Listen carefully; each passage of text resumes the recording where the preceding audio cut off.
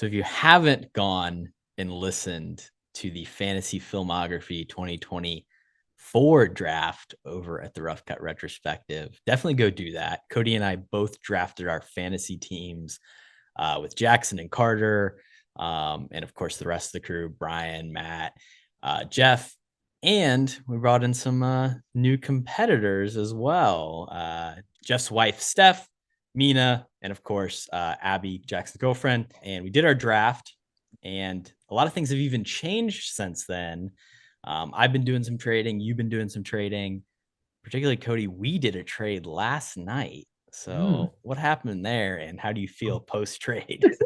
Yeah, so just recapping the trade. I traded away my first pick, which was Despicable Me 4 to Corbino.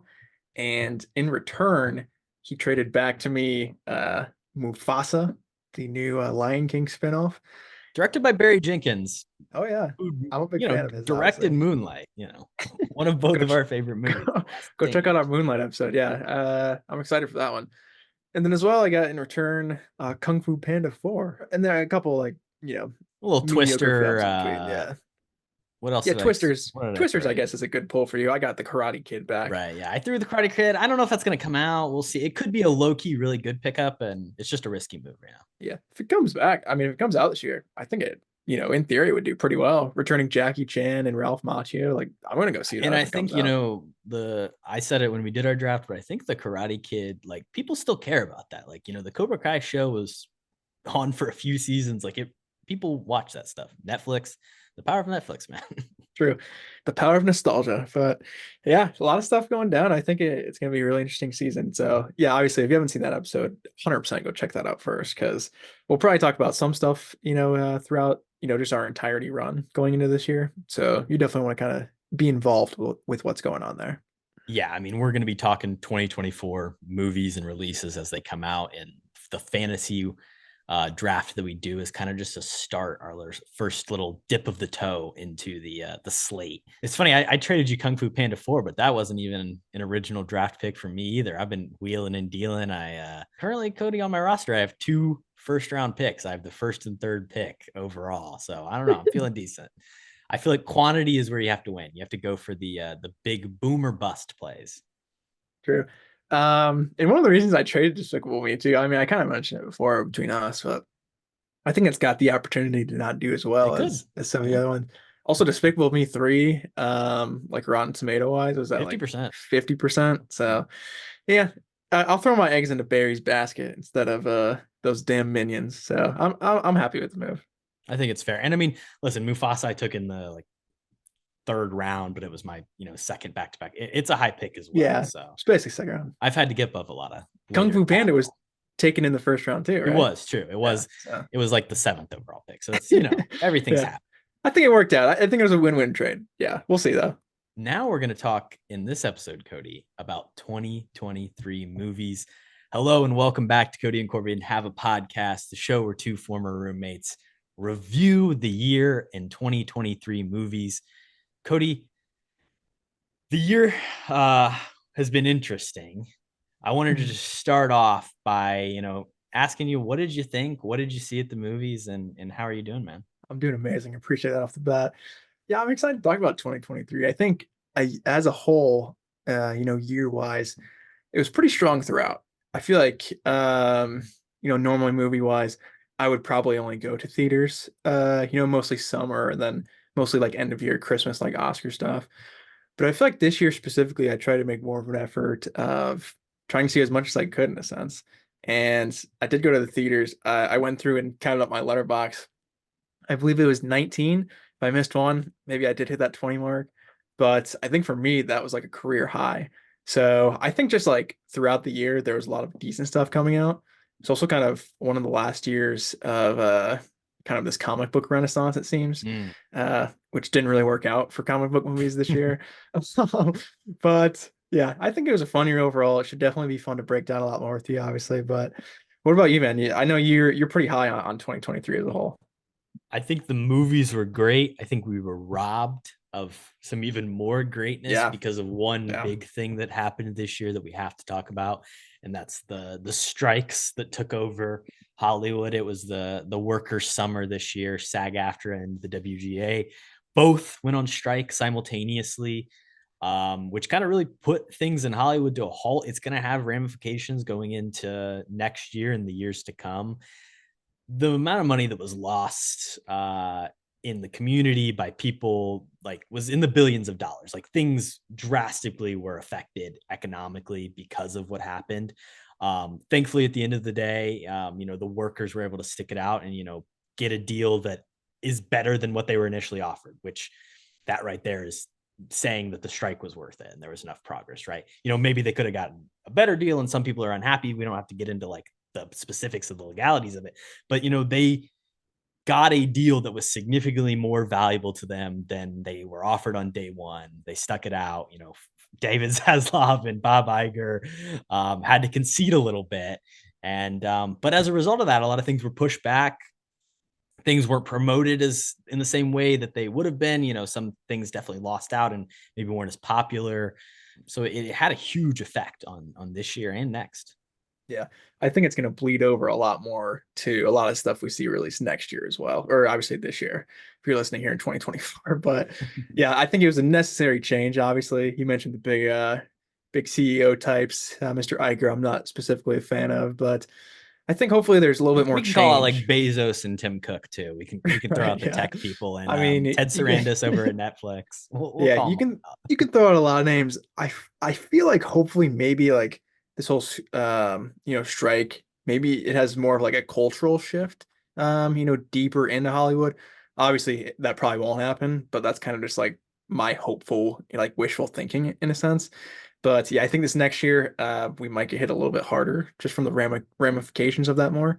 But yeah, I mean, it wouldn't be like a year in movies without something crazy happening. I feel like the last like few years specifically too, I like mean, there's we're something of that course coming changes. out of COVID, and Yeah, that was a global thing, of course. But like we thought this was going to be our first normal year. We talked about. I was yeah, listening to like some of our episodes last year. It's like, oh yeah, no, we're finally back at the normal times, and it's like no, yeah, some other thing comes in to disrupt things. And next year, we're going to talk more at the end of this episode about the slate of movies, but movie theaters are continuously in peril. They're going bankrupt. They're losing money. And it's like, if some of this sequel IP that we're seeing next year doesn't hit, like we've seen some of the superhero stuff of this year hit, it could be a bad time for movie theaters as an entity in the movie industry as a whole. I think theaters have definitely been struggling the last couple of years. Obviously, COVID, there's nothing they can really do about that. But like I said, kind of just what is supposed to be like the big money makers the past few years, it's kind of been the reverse almost. And like you said, the thing that really worries me about this upcoming next year is all of this sequel IP. That's everything. Like there's a lot less comic book movies, Yeah.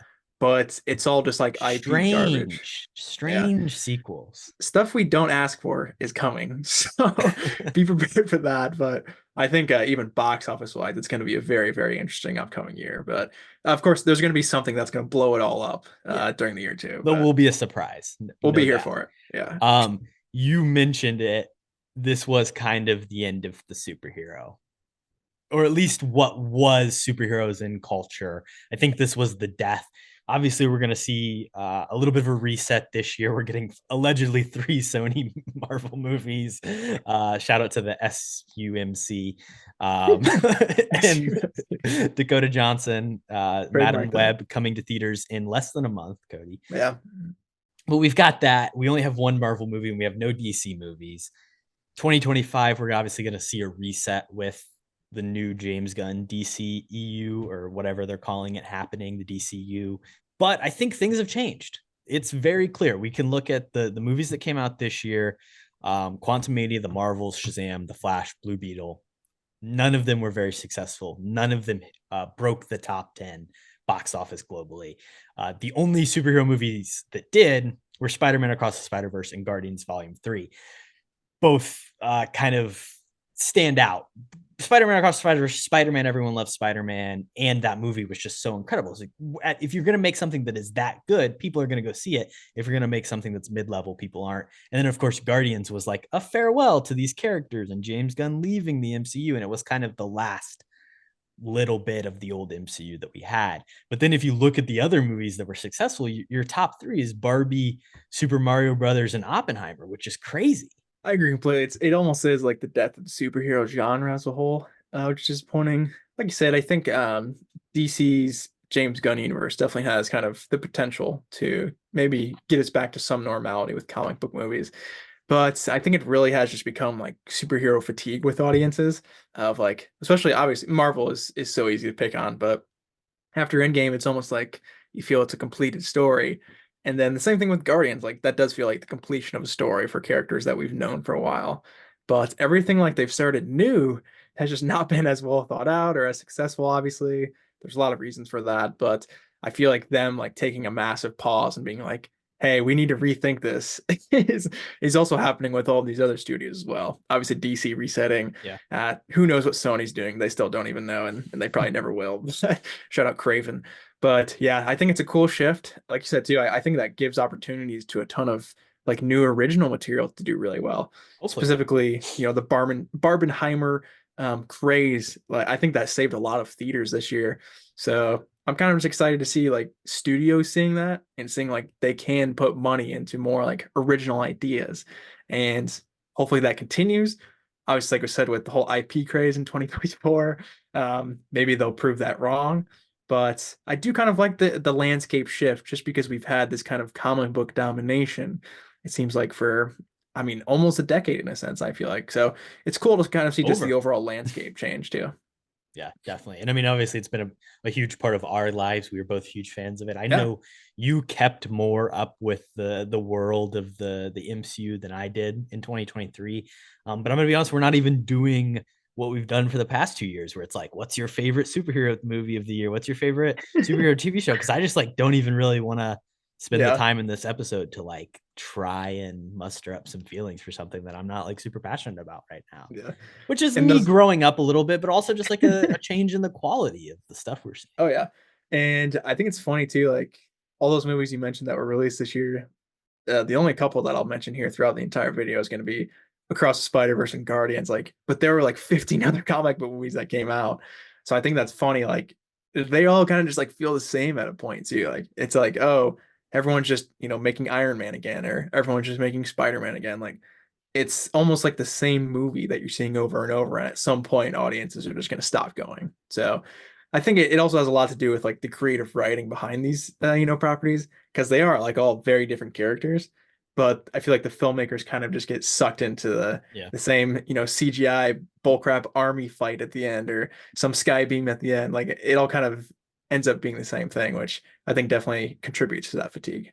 And not only did we see the death of the comic books, we kind of saw a little bit of the death of Disney at the movies a little bit.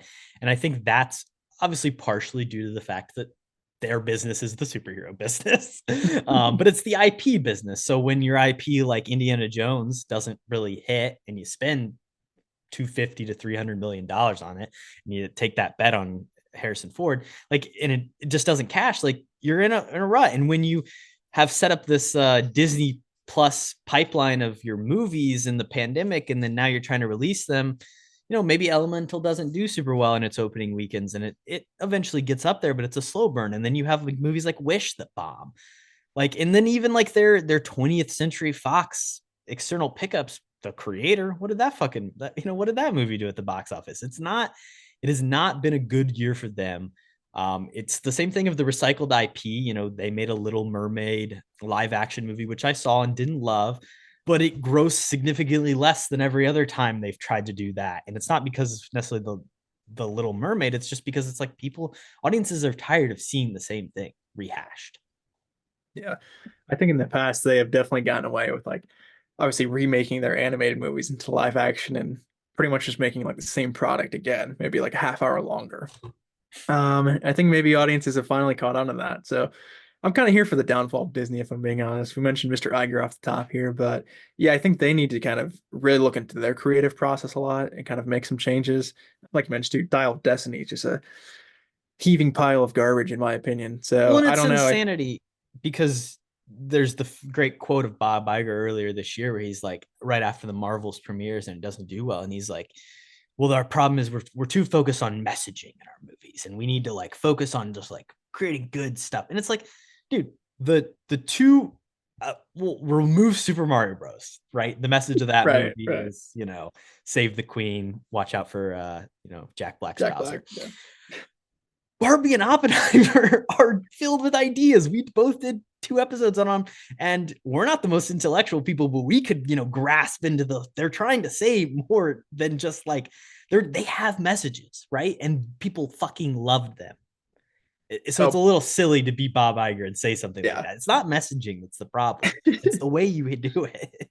I think Barbie's one of the like most messaged movies of the year. If that makes sense. I think Yeah. they throw their themes directly in your face and say, "This is what we want to tell you."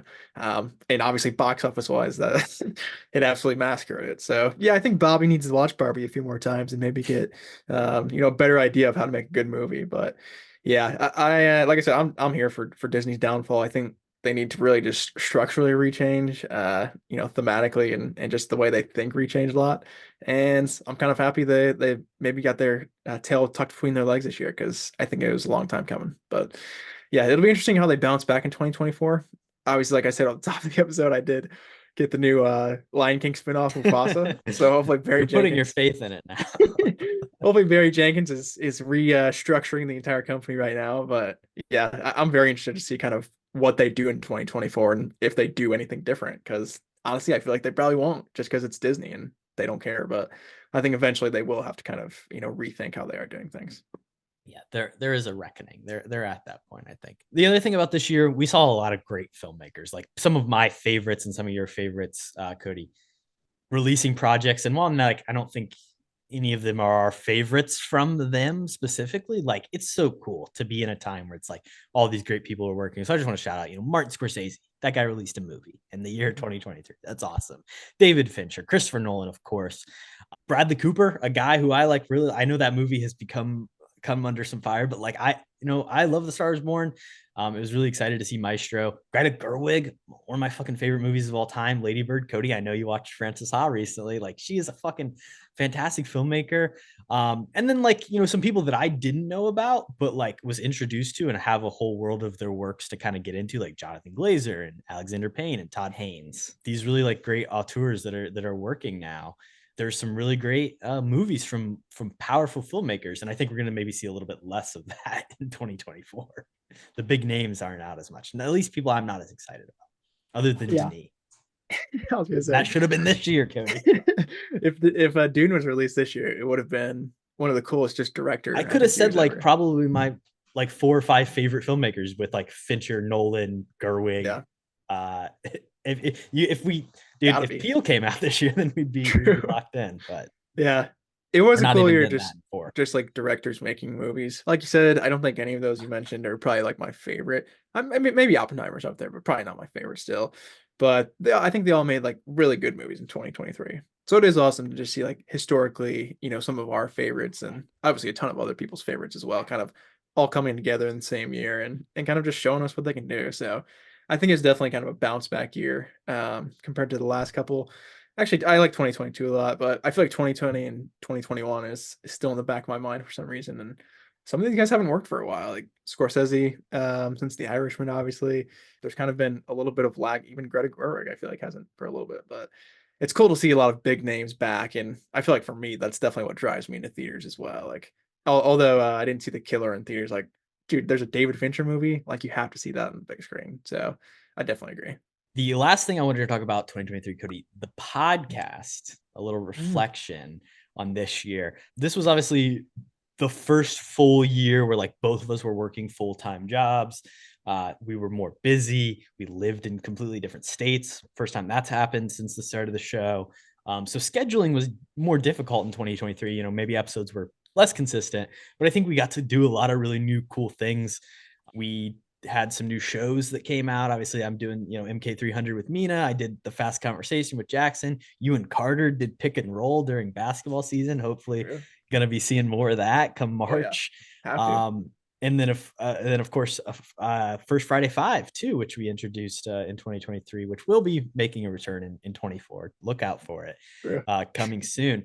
But yeah, maybe the schedule wasn't as consistent, but I think we got to do a lot of what we wanted to do. I agree completely. I mean, like you said, we're out in the real world now, so scheduling may not be as consistent, but I think the consistency overall is still there. And like I said too, I think it was really cool just for us to kind of be a bit more creative with, we have a standard format that I really enjoy, but like going out and diving into different subjects like that, pick and roll will have to return. I mean, First Friday Five is one of my favorite kind of formats that we Love have, your just because TV. we never talk about TV, but yeah, I think, we'll continue to expand it. If we have new ideas, 100% we will continue to do that in 24, but yeah, 2023 was really cool because I feel like we got to do kind of whatever we wanted to do, which is always fun. I would say we had less guests in 23 than previous, but I want to pump those Maybe. numbers up in 24. Something we definitely did was we covered a lot of newer releases. So like Yeah, did a cool different episode with Across the Spider-Verse. We did Oppenheimer, Barbie, the Hunger Games movie, Knock at the Cabin. A little late, but we did it in 23. true. I did the Fast X, fast conversation thing. And then of course we did what we always do, Kody, where we covered movies, related to new releases. So when John Wick 4 came out, we did John Wick. When Indy came out, we did Indiana Jones and the Crystal Skull. When the new Insidious came out, we did Insidious. We did Tenet right before Oppenheimer. So we're always, talking about new releases and staying relevant. But yeah, I think it was a great year. I agree. I mean, like you said, always gonna try and stay a little bit relevant, but I feel like we kind of pick and choose the relevancy in our eyes. Like even like you said, I didn't really want to do Dial of Destiny, although that would have been fun to rip apart too. But yeah, I think that format is probably gonna stay somewhat similar, but it's always good to kind of stay in what people are talking about in a sense. But I yeah, mean, and it's like when stuff we want to talk about, we yeah, talk it's about it. kind of just like when that becomes relevant, it's like, oh, it's a perfect time to do the episode for that. So I agree. Maybe we could get our guest numbers up a little bit more as well. But yeah, I think we're primed for a pretty fun 2024. So I'm excited. I got a list of people that want to come on. So they'll be lining Love up, Cody. that. We just got to get the scheduling. That's the big thing. Yeah, true. That's always the hardest part, I feel like, but we'll make it work. So today, Cody, we're going to be talking and reviewing everything that came out in 2023 movie wise, and then hitting a little bit of TV. Just real quick, I'm going to run through everything we're going to be covering. I said we're going to do top like sixes. I don't know how close you stuck with that. And then maybe if we want to like pick a winner, we can as well. So we're going to do our favorite movies, our favorite theater experiences, our favorite underrated movies, our favorite lead performances, favorite supporting performances, favorite director, favorite writing, and then we're also going to hit favorite TV shows. And then at the end, we'll talk about what are some things we didn't get a chance to catch. Obviously, this episode we pushed back a couple weeks to try and catch up, but hell, there's just still like it's hard to see some movies still. Yeah, So we'll hit all that. 100%. We're going to start right off the top with the big one, Oh, favorite movie of 2023. I guess, do you have yours in order from 6 to 1? um, I did not. I definitely have a number one for sure, but I can free ball it here. Do you want to start at six and you kind of move down? Well, since I got 6 to 1, we'll do that. I'll let you start. What we'll do is we'll throw out one. If we both have it, we can mention it. Kind of Yeah. just talk about it, what we like about it. So what's your first nom here? My first one, and this probably is my least favorite of the bunch here too. It is Guardians of the Galaxy Volume 3. I think for me, kind of there are a lot of movies this year that are right on like that like 4.5 star level. If we're looking at that as a rating system. And I think Guardians is maybe at the very end of that. I think this movie is just a ton of fun. Obviously, we did an episode on the first Guardians. That's one of my just like favorite book movies of all time.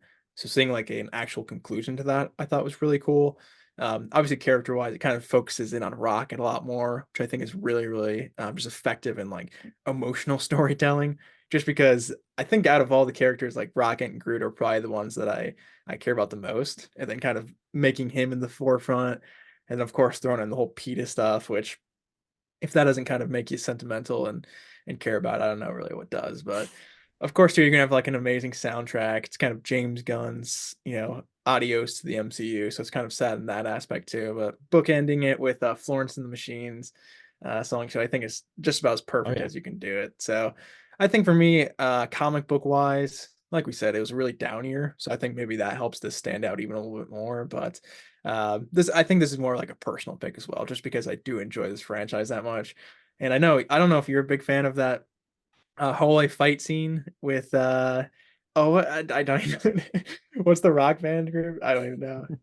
It was Foo the Fighters? Beastie Boys, Beastie Boys, yeah. Cody. I don't really like the Beastie Boys, but that freaking They've like been one shit. really selling out recently. I'll say Yeah. that. Their appearances are many. They're trying to get in every movie ever made, really. But I think that hallway scene was one of the coolest scenes of the year too. Just obviously, it like looks like one take. Obviously, it's not because it's so much CGI and crap.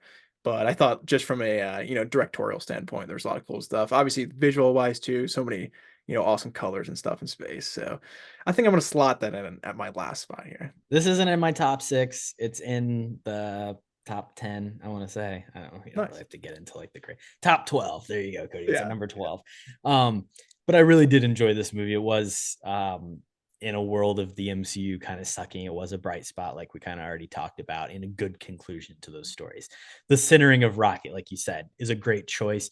Bradley Cooper is really good in that role, like legitimately is good. Now, of course, he doesn't do the voice of the baby Rocket in a lot of scenes of this movie. That's, I believe, Sean Gunn. But I still think like that's a fantastic character. I talked about how like the Will Poulter use in the movie really kind of irked me, and that's like my biggest problem with it. But hey, man, you play the good music and you'll pull up my heartstrings. Yeah. Will Poulter definitely wasted, I would say. Much better in a TV show I'll mention later. But yeah, he could have been out of the movie and I wouldn't really care too much. So my number six, and this might surprise you, it's this low, Cody, but it's Killers of the Flower Moon. Like I said, Martin Scorsese. This isn't my favorite of his movies, but I think it's a really amazing late period piece. A guy reflecting on his own career, the way that he's used violence and tragedy as entertainment, and his reframing of the story I think is very interesting, and the change from doing it as originally a police FBI procedural into something so much more about family and so much more about the culture and the community, I think is a really awesome choice that he made. I went this past weekend to a screening of the movie at the Museum of the Moving Image in New York City and over in Queens. And I got to see the executive producer, casting director, and editor, Thelma Schoonmaker, all talk about the movie. Just like hearing the things like the executive producer, she was a researcher and like archivist for a couple of his movies, like worked on Silence, and just the depth and the detail of research that they did to get stuff right, and how all the clothing, she's sending research to every single department, casting, clothing, production design, like they're building this world out, editing, like it is a true labor of love, and it is incredible work of just like direction, and the performances are all amazing. So this is one of my favorites. Definitely a good one. Did not crack my top six. I agree. I don't think it's like my favorite Scorsese movie, but still really, really good. Like any movie that Scorsese is obviously going to make, like you said, has that attention to detail, I think insanely. And for a movie this long as well, I mean, over 3.5 hours, the attention to detail in every single shot, I think is awesome. And like I said, too, I mean, it really does hone in on the performances and kind of really gives that main three the chance to really shine. Obviously, I think Lily Gladstone may come up Yeah. in conversation later on, and I think everyone is amazing throughout. But for me, like I said, probably just a little bit too long. Going and seeing it in a theater, I think is a fun experience, but I think What do it's a you better like at home movie for sure for me at least. saw it 3 times in theaters? Brutal. That's almost how long is that all together? Like it's almost a, nah, it's not almost it's almost half a day, I mean, I it's like guess. But 12. Yeah, it's over 12 yeah. hours. No, So it's not. shout out to you for going through It's that. like But 10 hours. how many bathroom breaks do you think you took throughout all three of them combined? Really not that many. I didn't the first time, and Respect. I didn't this last time. I think I did the second time because it was like 2 days after I'd seen it, and I was like, Gotcha. whatever. But no, Cody, I went to an Applebee's and drank a whole shark bowl prior to Killers of the Fire Moon viewing number three, and did not get up and use the bathroom. Wow, So it's impressive. big up on me on that one. What's your number five, Cody? My number five, I'm going to slot in Past Lives here. This was a film that I saw actually a little bit later on in the year. It was the last couple weeks of the year that I had finally caught it. I feel like obviously it was one throughout that. kind of had just been a recommendation from a lot of people of something that like I think I would like a lot. So obviously the directorial debut of Celine Song, who honestly like this movie for me is just like visually, honestly one of the or my favorite. It might be my favorite just from a visual standpoint. I think this movie is beautiful, man. Obviously, the majority of it is set in New York City, so you got a lot of stuff to work with there. But just them like sightseeing, going around, I was just blown away by kind of what I was watching in the background even though like in the forefront is this super emotional story. Obviously, it has a lot of thematics that I like a lot too, kind of talking about how growing up in different cultures really kind of can help set your personality and kind of help you understand the world in a different way. And then of course too, it's unbelievably emotional. You feel like these two characters, obviously Greta Lee is unbelievable. I think she should get nommed for an Oscar.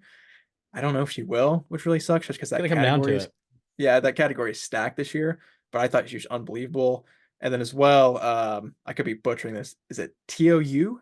That could be way wrong, but the other kind of co-lead along with her, I thought was really good throughout. They obviously had really good chemistry. You could just kind of see that on screen, which is super cool. But that just like long winding love story, and then I guess we can go spoiler alert too, but he's almost a perfect ending for this movie almost. And just like their conversation at the bar, I think could be broken down. A much longer episode, but yeah, for a directorial debut, I was really blown away by this. So I think this definitely has to make my top five. I think the movie Oppenheimer is going to end up on both of our lists. I don't want to spoil Oh anything. yeah, That is such a huge, grandiose, explosive, literally film, right? Past Lives shows how movies can be just like quiet and reserved and extremely emotional. And while like maybe that can be like simple, it's the power of just like the power in the simplicity is what's so beautiful about Past Lives and how like you talked about the ending of that movie, just like so much emotion can be conveyed on all the actors faces, and that's like just what it's all about. It's about people and the things they feel, which is very real.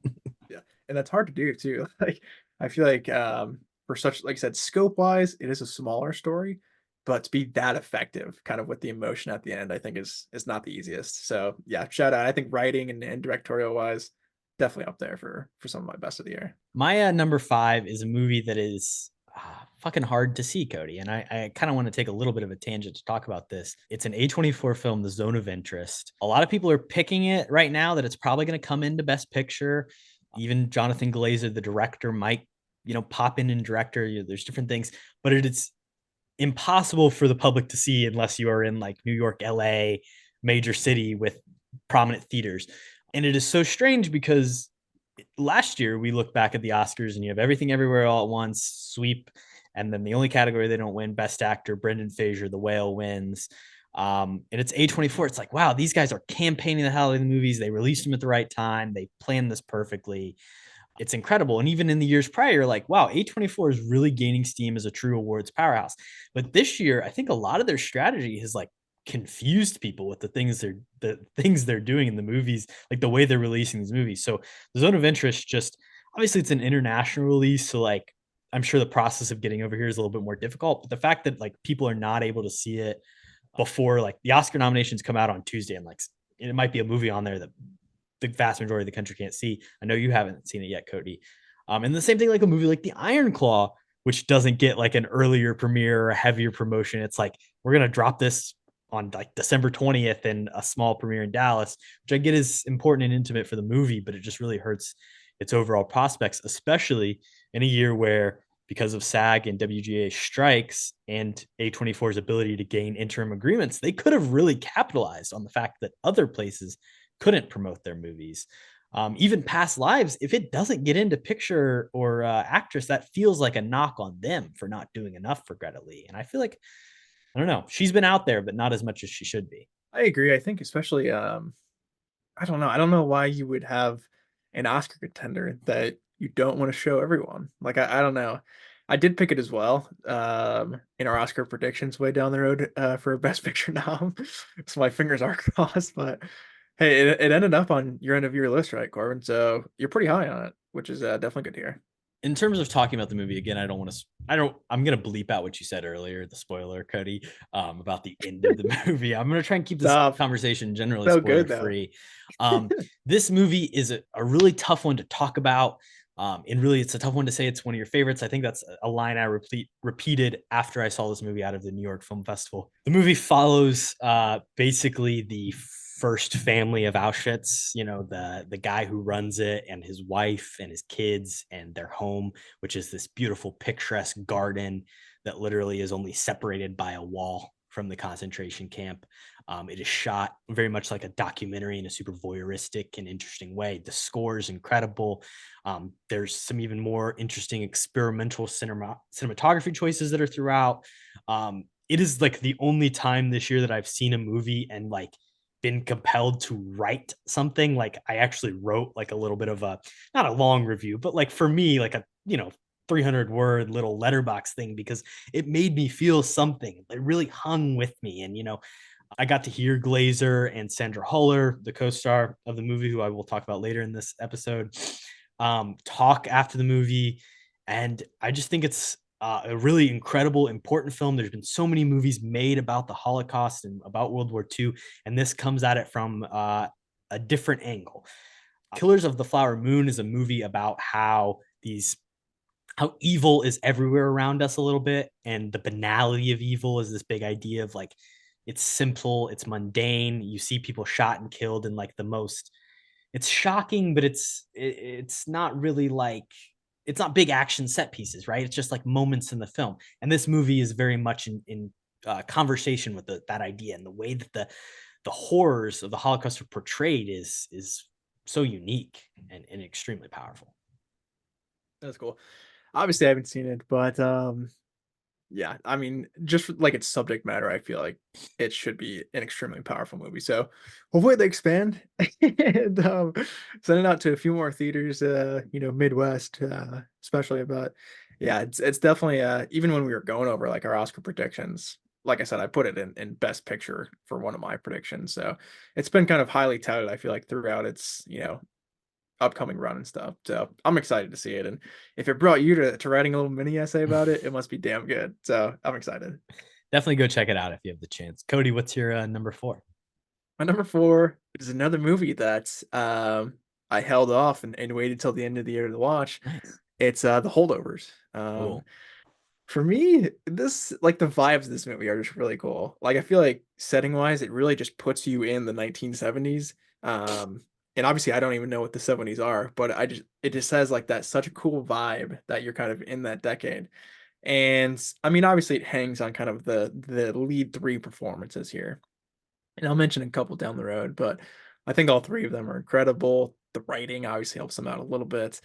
But I think even the directing along with kind of Giamatti, he's kind of like the heart of the movie in a sense, I guess, but all three of those have just like really emotional stuff going on.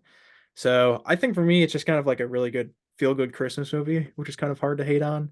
And maybe out of like all of these ones I'm going to mention too, I think it's probably the most rewatchable one. Just really, like I said, it is kind of feel good, but it's also like emotional at the same time. So it kind of brings those two together, and it's at Christmas time, man. Like, how can you hate on that? So yeah, I'm gonna throw holdovers at my number four spot. I told you, Kody, that we're gonna have to do a big fat liar episode coming soon. Yeah, Listen, man, this movie, Oppenheimer has had the race locked up for a long time, but the holdovers wave is coming. I'll say that. Giamatti, he is not to be deterred. He is winning things that I would not be surprised if he takes home that Oscar over Killian on the night, just because of there's a lot of love for this guy, and he is very good in the movie. He's really truly incredible. He's been Oscar nominated before, hasn't had it hit. He's working with Alexander Payne, a guy who's loved by the Academy and um, hasn't made a movie in a while and hasn't been, as recognized in the same way. So it's kind of that return to form. The narrative is there. And this is definitely a heartwarming movie that will pop up at Christmas time for me. Extremely well written, and Divine Joy Randolph is a revelation. And yeah, I mean, you have fucking Dominic Sessa, a guy who's never acted before, as your co-lead with Paul Giamatti, holding his own. yeah. All three of those, I think, are amazing. Obviously, I would be shocked if Giamatti did win the Oscar over Killian, if I'm being honest. If he Um, wins, if we see like if we're on the night and we get a mhm. Davine Joy Randolph is winning 100%. We know that I now, right? agree. She Yeah, wins. If you see a screenplay win and a Giamatti win, book it the Oscar. I think Alexander Payne has a pretty good chance of maybe sneaking in that director category. It's like we're saying. I mean, so many great directors, made a movie this year. But I think, like, he sneakily, like you said too, he doesn't make that many movies. I think his last one was Downsizing, actually, Right. which Yeah. is pretty bad, but it's kind of like a return to form almost. So I could see him sneakily kind of maybe getting that Best Director award too. I think that'd be cool. Yeah. Hey, anything can happen on the night.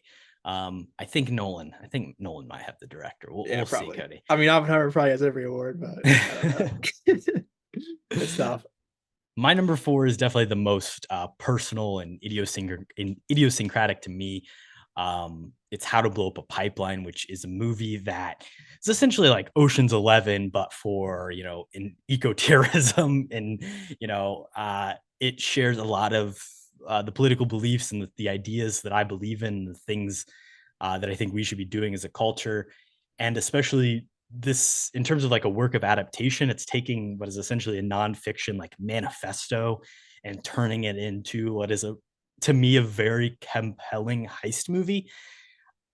It is not a better movie than the two previous that I've stated, or some of the others that might fall out of the top 10 for me, but I really love it. I think it's extremely thrilling. I will say all of these movies in my top 6, except for The Zone of Interest and the next one I mentioned, I have rewatched at least once. I think that's incredibly important in determining something that's my favorite, is how much do I want to rewatch it. And I think this movie for me is one that I will return to because I like the way, it's a thrill to watch. Yeah, that's cool. I think rewatchability is obviously massive. This is another one I did not check out. I think it was an earlier release in the year, right? When did this come out? I think it technically was a festival release late in 22, Okay. but got held until like March, February of this year, and had a I'll tell you what. small. Yeah, I like your synopsis a lot.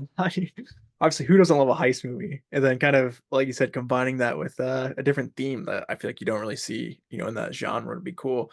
It's not directed by Soderbergh or anything, right? Nah. Well, I mean, Pick it's it cool. Like out. the people that it's made by young people. The star of the movie, Ariela Barrera, she was also a writer on the movie as well. It's a really interesting young cast that I think we will see pop up in some other things as well moving Nice. forward. Yeah, and like years down the road, I like that too when you get like a bunch of young good actors together, and you're like 5 years later, like, dang, how did they get all these young talent in one movie? The So guy who I've not seen played it. Like I said, oh, go Leo's ahead. son in The Revenant that gets, spoiler alert, killed, Yeah, isn't it? yeah. Shout out to him. Shout out. He needs more work. But yeah, I'll put this on my list as well. But yeah, that was one I completely forgot about early in the year. But good rec. I will have to check that one out soon. What's your number three, Kody? My number three, it's a running theme, I guess, but it's another one I've seen pretty recently. This one is up there. This was tough. The next three I'll go over were all pretty similar. Mhm. But my number three is gonna be Poor Things. Obviously, the Emma Stone-driven Yorgos Lanthimos' new film. We've covered Yorgos a couple times on this pod. Obviously, The Lobster.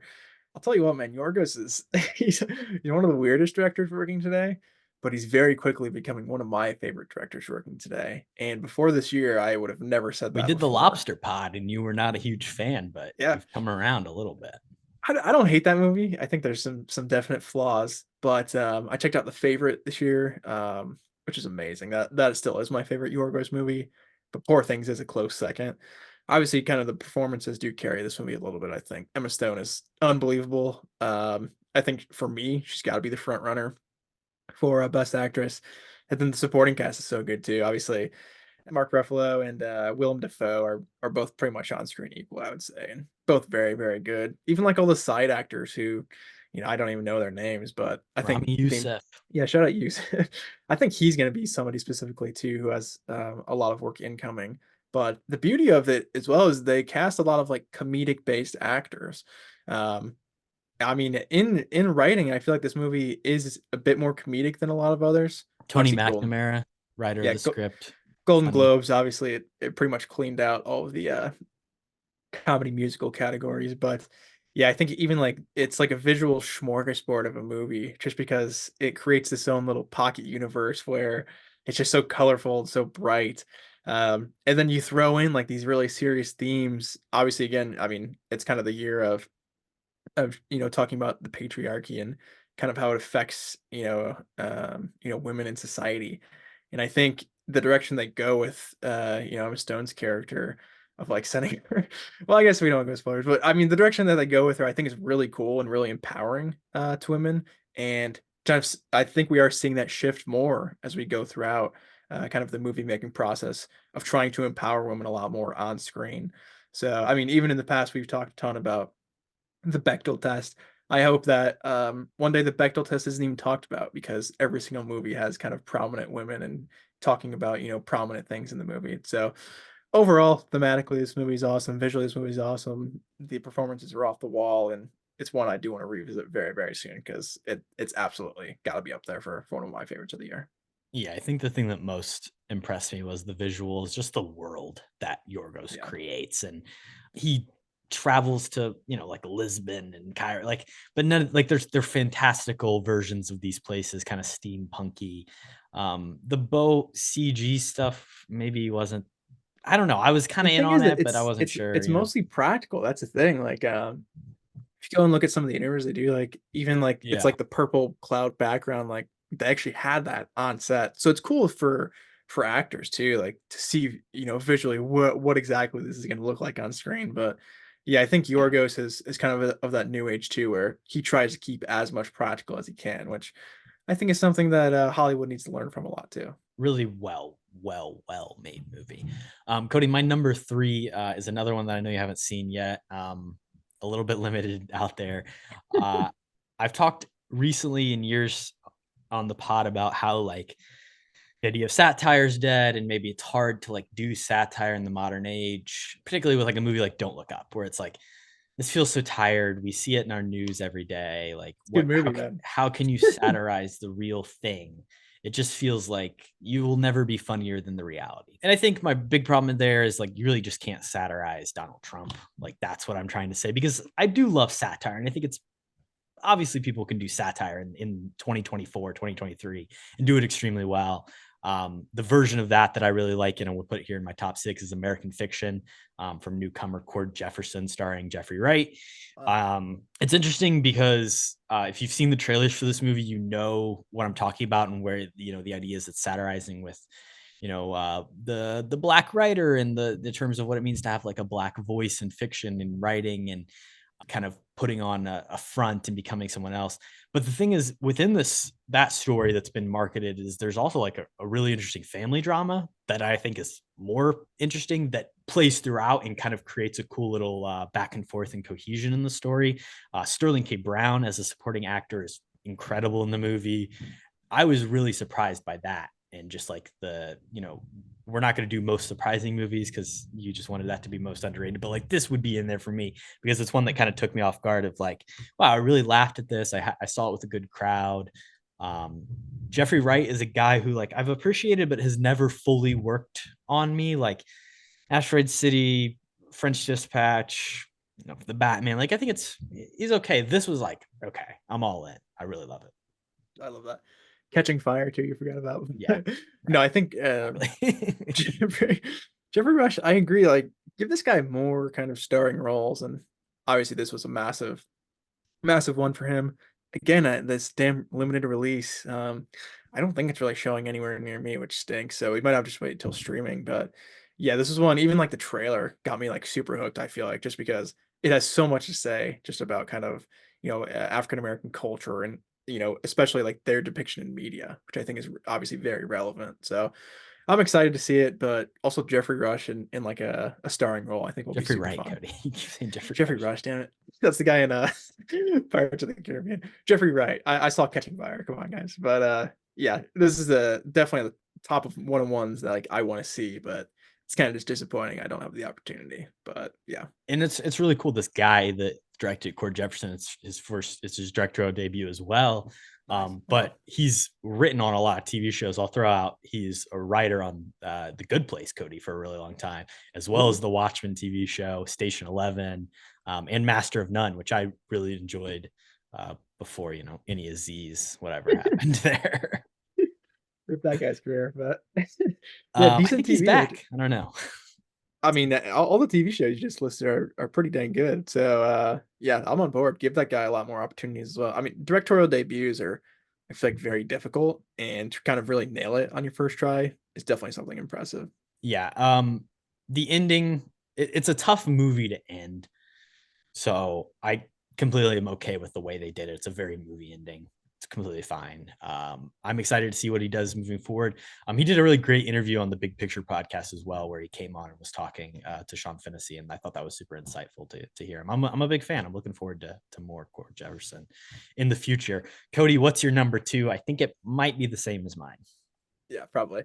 My number two here is going to be Oppenheimer. I think for me, I don't know, like, I think just from a storytelling and maybe a structural, story standpoint, this may be Nolan's best.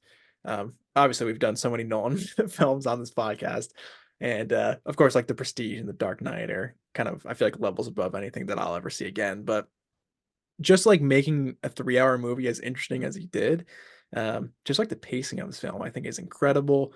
I was never bored during this 3-hour period. You kind of switch between like black and white and color, which I think is a really cool, just like directorial decision. The cast is unbelievable. He got everybody ever good in Hollywood who is white and threw them into a movie. I mean, overall, I think obviously just like the cultural impact this had too with Barbenheimer combined is really cool. But it's kind of just like Nolan going for his Oscar baity movie, which I think is fun, and I think he'll get a lot of awards he's deserved for a long time. Obviously, the lead performances are awesome. Cillian Murphy, Emily Blunt. Then you go list off 10 names for supporting. I won't bore you, but I think just overall from a movie standpoint, this has got to be up there with one of the best of the year. So this is my number one, but Nice. I imagine your one is my two, so we don't really have to pull any. We don't have to get too mad about it. But True. Oppenheimer, like you said, it's incredible. We did a whole episode about it.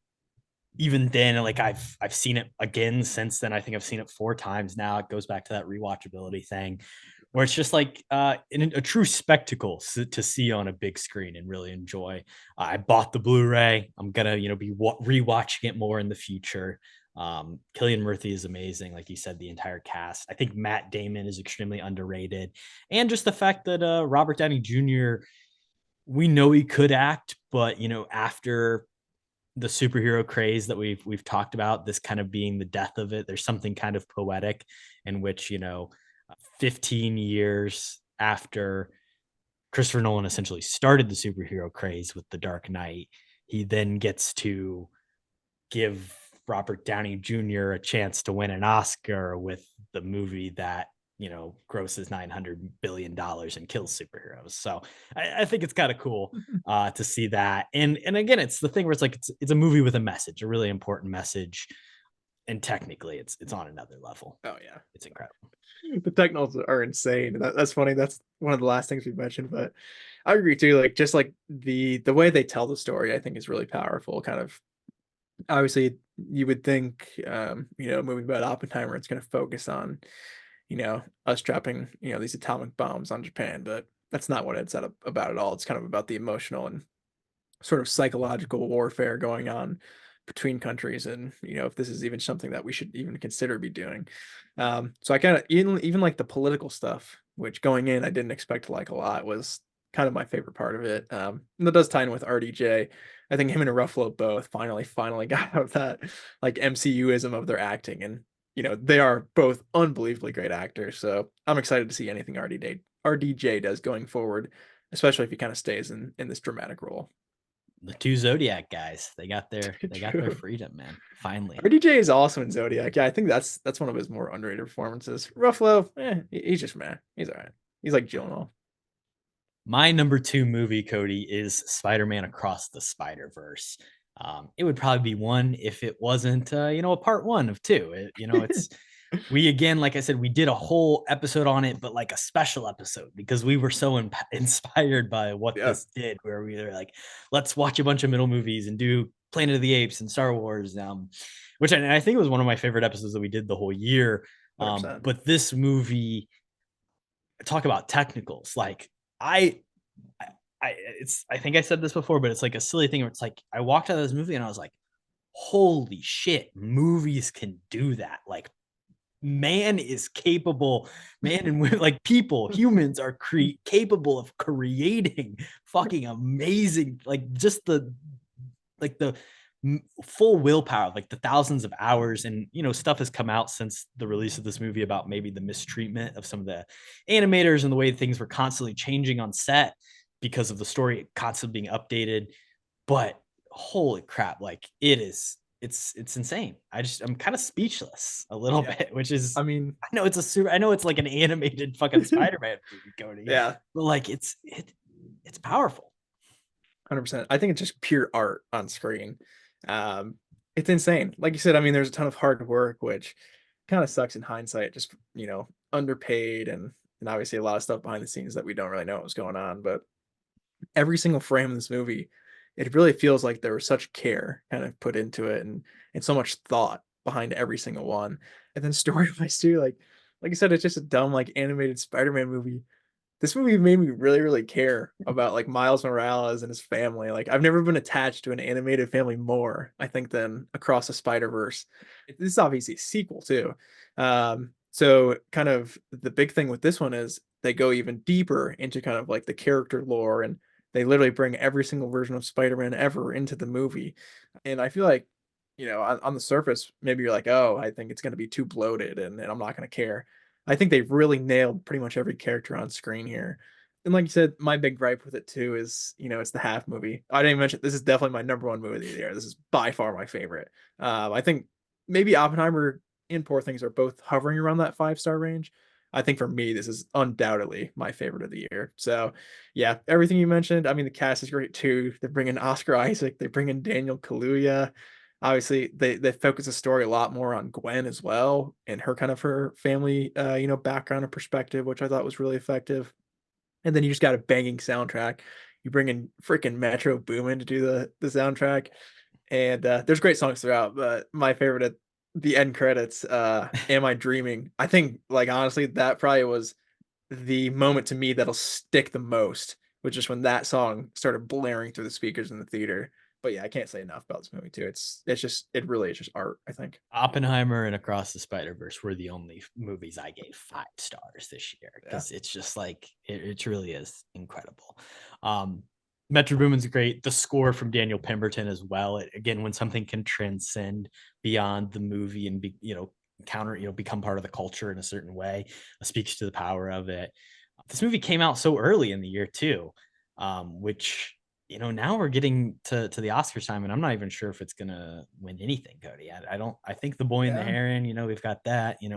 Maybe this could get like a sneaky score win, but probably not. I would be surprised. I forgot to mention for Poor Things too. The score on that is unbelievable. Mm. But yeah, I would be surprised. It definitely, I think, will get nommed, but I hope it wins Best Animated Feature. I think obviously Miyazaki kind of this may be one of his last movies as well, and obviously very very well regarded. This might be kind of a legacy award for him, but yeah, I hope it does win Animated Feature, but I wouldn't be surprised in the slightest if it doesn't. All right, Cody. Let's move on to our favorite theater experiences. These ones are not really ordered in any particular way, but I'll start with one Mhm.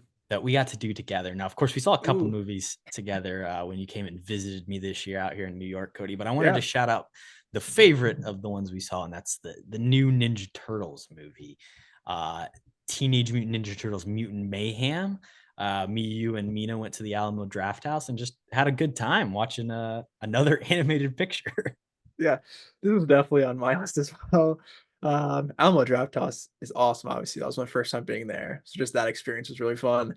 And they also had like a specialty food menu going on, and I got a pepperoni Oh, pickle right. pizza, Yeah, I forgot about which was that. absolutely fire. So that kind of ignited even a new food thing for me that I didn't even know existed. So that Yeah. was cool. But yeah, my New York trip, kind of just bouncing off that too. Obviously, too, we saw Last Voyage of the Demeter together, and Meg 2 the Trench together. So all three of those were kind of combined on my list as one. But yeah, those are awesome, man. I appreciate you showing me some of the coolest theaters in New York. But Mutant Mayhem, I think, was definitely the best of those three films. Yeah, And we of course recorded a great cap chat episode kind of throughout our weekend, and true. you can go Yeah, check that one out and hear all about our adventures.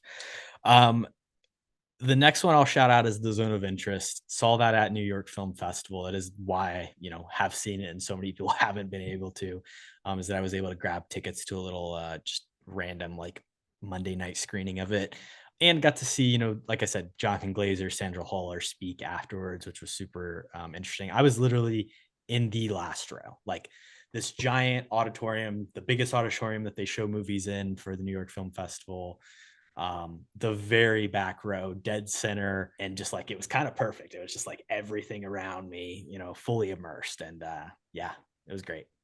that's pretty dope. I feel like a lot of your experience too are heightened by like Q&As with some of the important movies in the. I mean, some of the important people behind the scenes of the Definitely. films. So that's super awesome. I am definitely jealous of that. Mine are more just focused on some of the weird stuff that maybe happened during the movie and Yeah, stuff. yeah, yeah. The first one I wanted to shout out was Oppenheimer. Obviously, again, just because kind of the scope of that movie.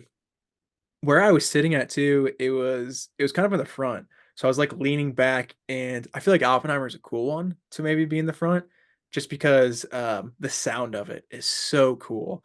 So I feel like I got kind of that firsthand, even though maybe I was looking up the entire time.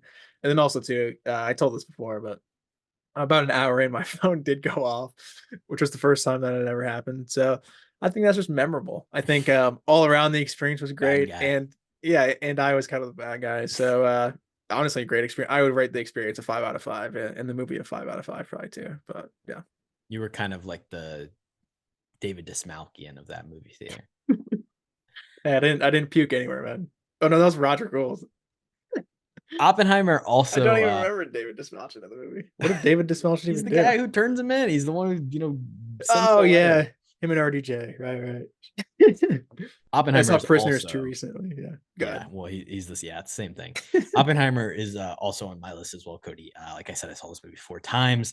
I had the blessing of being able to see it in the way Christopher Nolan intended, IMAX 70 millimeter, one of only, whatever, 30, 15, the number changes every time I see it, how many theaters in the country can actually show it. It's kind of a little bit of a bullshit thing, but like it was a truly incredible experience. Like it is very different. I did see it once in just regular 70 millimeter. And like, yeah, it is the image is insane. One of those times was with Jake Ross when he was visiting. I took him to the big theater because he wanted to check it out. And yeah, man, it's film. It's crazy. Shout out Junior. I love that. But yeah, it's hard to have a bad experience. I feel like in any theater with that movie. But I saw you saw it in prime Nolan format, so I love that. The place that I saw the regular 70 millimeter print of it was the Angelica Village East Theater in New York City. And they have this like art Jaff theater there where they show stuff in 70 mil. I also got to go see 2001 A Space Odyssey in 70 mil, which was the very first time I'd ever seen the movie. I obviously had seen some things from it and understood, the general ideas of what would happen, but like that movie's a trip the first time you watch it. And like getting to experience it like just randomly in the middle of the day on the big screen.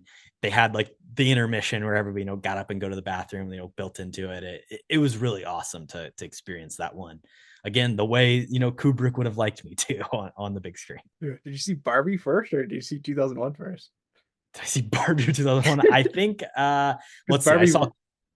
I did see 2001 first. Okay, that's I've got to good. hear. I saw 2001 A Space Odyssey on July 16th, and then I saw just 6 days later Barbie on July Oh wow, 22nd. okay. So you got the reference immediately after. So that's cool. I love that. Oh yeah, another one I want to talk about too. I saw John Wick 4 was a movie that came Hmm. out earlier in the year, and I think it's definitely a good flick. But my theater experience was really fun with that one. Specifically, well, I mean, it's the scene where he is on the staircase basically, Hmm. and everyone was just going crazy. Obviously, if you've seen the movie, you know what I'm talking about. But I feel like that specifically was like I felt most connected to people in the theater. just because we were all kind of having that really cool emotional, impact at the same time. And I feel like that movie it is pretty good. It's not my favorite of the franchise, but once you get to kind of that end fight and you're like, okay, like this may be the very end of everything here, and then it gets delayed by kind of this staircase. You're kind of just like, come on, dude, like let's get to the last part here. So I thought that was really just fun from an audience connection standpoint of everyone being like, what is going on? But it was still really cool. Yeah, I mean, that moment in my theater probably wasn't quite as rambunctious, but, like, when it keeps happening, you're like, "Okay." It was just like everyone just started laughing at the same time. Yeah. I feel like it's just like that experience of emotion. I think is cool. That's what it's all about, man. That's what it's all Yeah. about. My last 2 movies were both not new releases, but I'll start with this first one, which is another Q&A type of deal. So I saw Hulk, which is a movie I actually really like. I know you're not a huge fan of. Again, on 35 millimeter at the Metrograph Theater, and the editors were there talking. One of like the VFX guys and one of the actual, I think he was like the VFX supervisor and the editor of the movie were talking, and they did an incredible talk after the movie. It was like one of the best types of those things I'd ever been to. They came with a whole like presentation. They had like 10 different clips they showed of like previs stuff and in prog, and like here's what we would, send to the VFX house, and here's how, like, because the thing about that movie Hulk is there's a lot that doesn't work about it, but in terms of its editing and its style, it's really trying to emulate, the world of comic books with a lot of like panel transitions and you just really unique editing choices. And they got into all of that. Like, how did they do the masking? Where did they come up with these ideas? It was so informative and super cool. Definitely one of the better discussions I've ever been to, and just made me love the movie even more. Just to think like all the time that was spent on like trying to develop these things that after this movie, like no one ever wanted to replicate. Just kind of funny.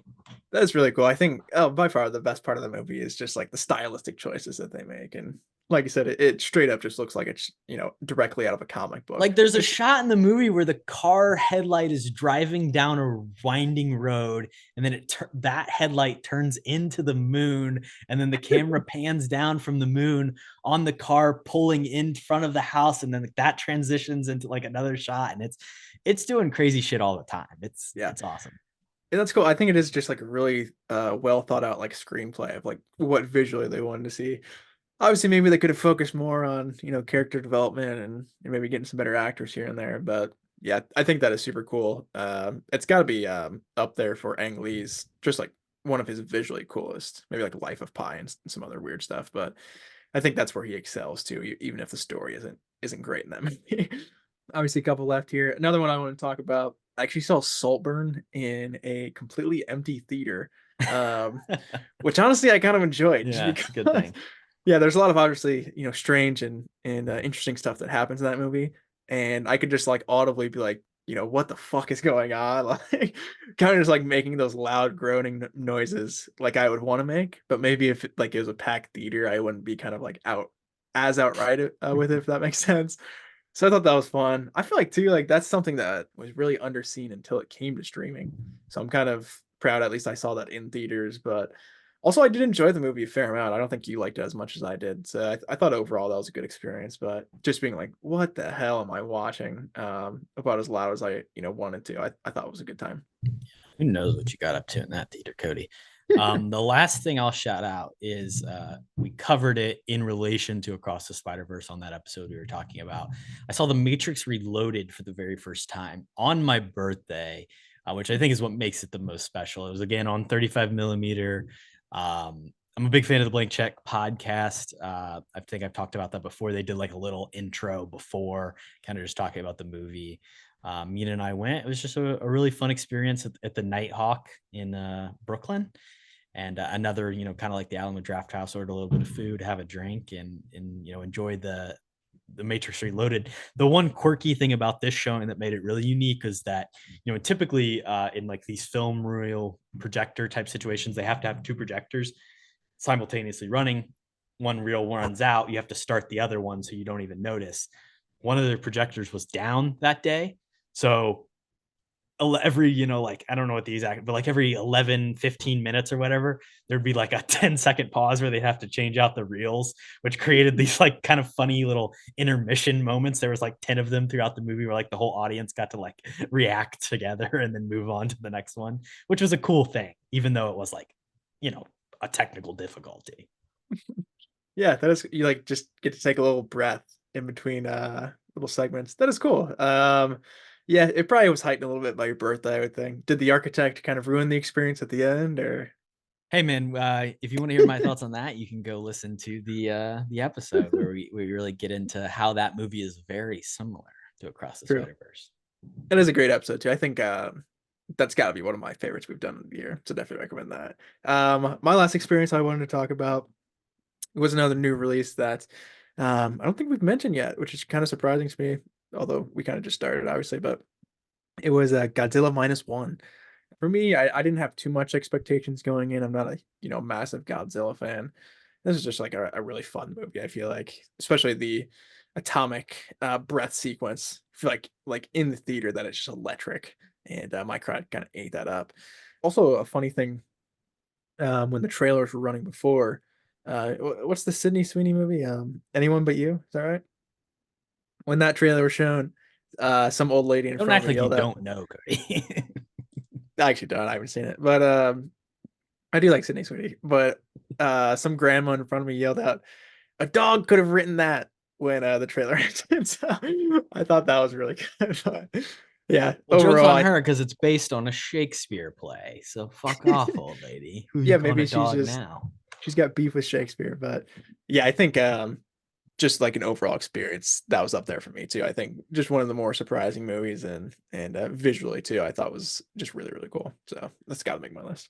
Well, that gives us a chance to move on to our favorite underrated movies of 2023 because that of my six that I picked here, that's actually my favorite of them.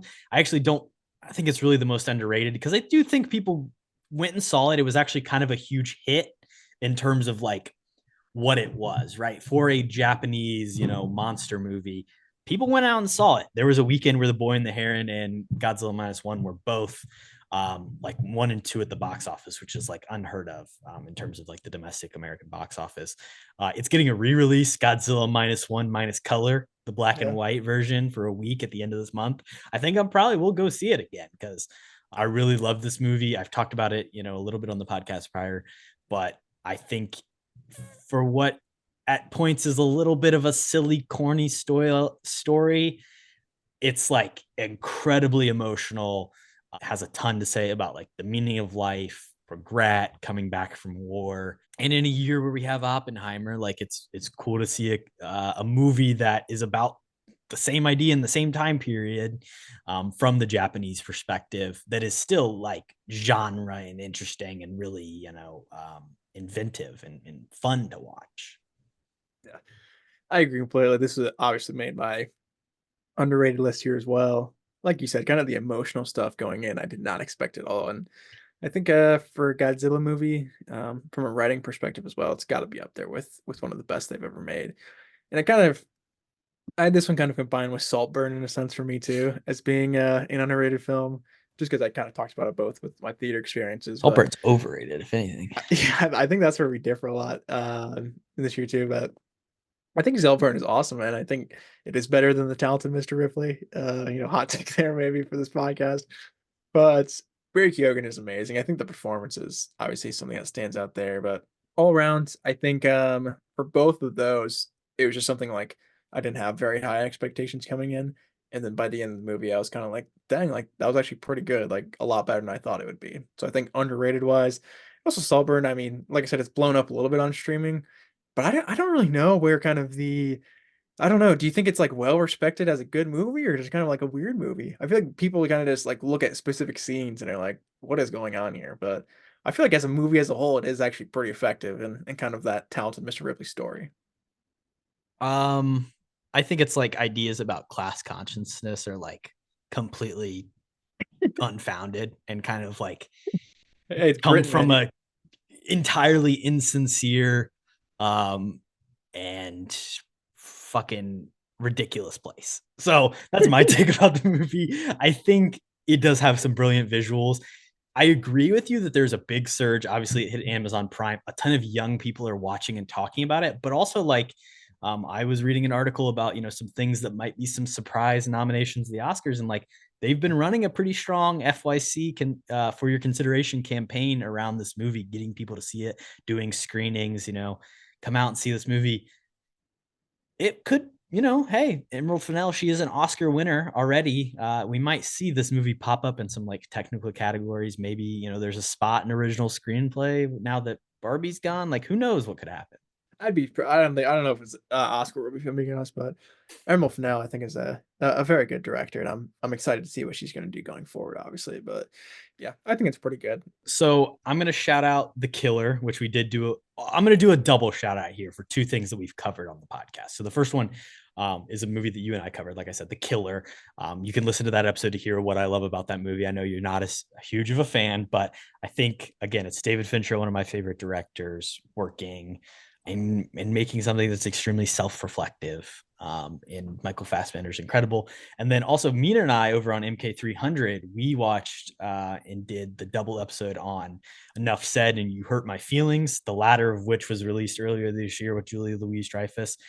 Also another A24 movie I think is extremely underrated. Incredibly like real writing from Nicole Holofcener and Julia Louis-Dreyfus. Yeah, she's funny on Seinfeld, but she's actually like an incredible dramatic actor who is able to be like comedic in any situation. And I think it was really cool to see her back in movies in kind of like a fun rom-com role. So I'll shout out The Killer and You Hurt My Feelings as two underrated ones. Good picks, yeah.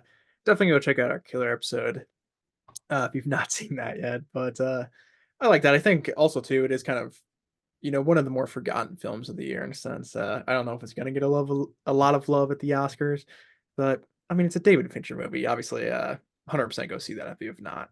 Another one of mine that I want to shout out, and it's kind of I guess along the similar thinking there is Asteroid City. Hmm. Obviously, Wes Anderson production again, released earlier in the year, so I don't think it's gonna get any love at the Academy, which really sucks. I think from a visual standpoint, this is definitely one of Wes Anderson's most interesting. Cast wise is obviously really good. I'll talk about a couple performances I like actually in here a little bit later on, but I just think it's something that out of Wes Anderson's filmography, I don't know if it's going to get talked about a ton going forward. The French Dispatch, I think, was a little bit of a step down for him, but I think this was really a return to form. And I kind of like the ideas that it had too, of like more going into like the actor's psyche and kind of how they look at their roles. It kind of surprised me on what exactly it was going to be about in a sense, because it wasn't really about it all Asteroid City. It was kind of like how kind of the production of this play was going on, which I thought that was really cool and really Wes Anderson. So I think even on like people's top movie list, this one will fall off a lot of people's. But for me, this was hovering right on that like 6-7 range, 100%. I don't love Wes Anderson's work as much as a lot of the typical like film studenty types do, but I think it is very easy to underrate what he does, especially just as he's continued to work at like a very high level and a very consistent level where it's like I don't necessarily think Asteroid City is significantly worse than the Grand Budapest Hotel, but it's like the amount of recognition that he's received in comparison to just 10 years earlier is significantly dropped off because it's just like, oh yeah, Wes is always going to do something that's solid, like the production design, the cinematography, like he's just doing his thing again. And I think like that gets super underrated. I agree completely. What's another one of your picks? Evil Dead Rise, I'm going to throw at you, Kody, which was another early one. This is my favorite horror movie of the year. And I saw it twice in theaters because I went and saw it once by myself. I was like totally not expecting to like it. I was like, you know what? I'll go see, whatever. I'll go see it. I'll check it out. And I was truly blown away by the visuals of this. It's got probably my favorite title drop of the year, about like 15 minutes in the film. And then this setting of this like LA apartment is just like one of the most insane buildings I've ever seen. Like over to the location scouting, they absolutely nailed it. And it just sets the tone perfectly for the creepy story that's going to unfold. There's some extremely badass female characters in this movie, and just some like really creepy, bloody moments that is kind of just like a little spine tingling. It's not jump scary necessarily, but it is very unsettling. And just, I love horror movies that provide, new and exciting visuals, and this one did it. I like that.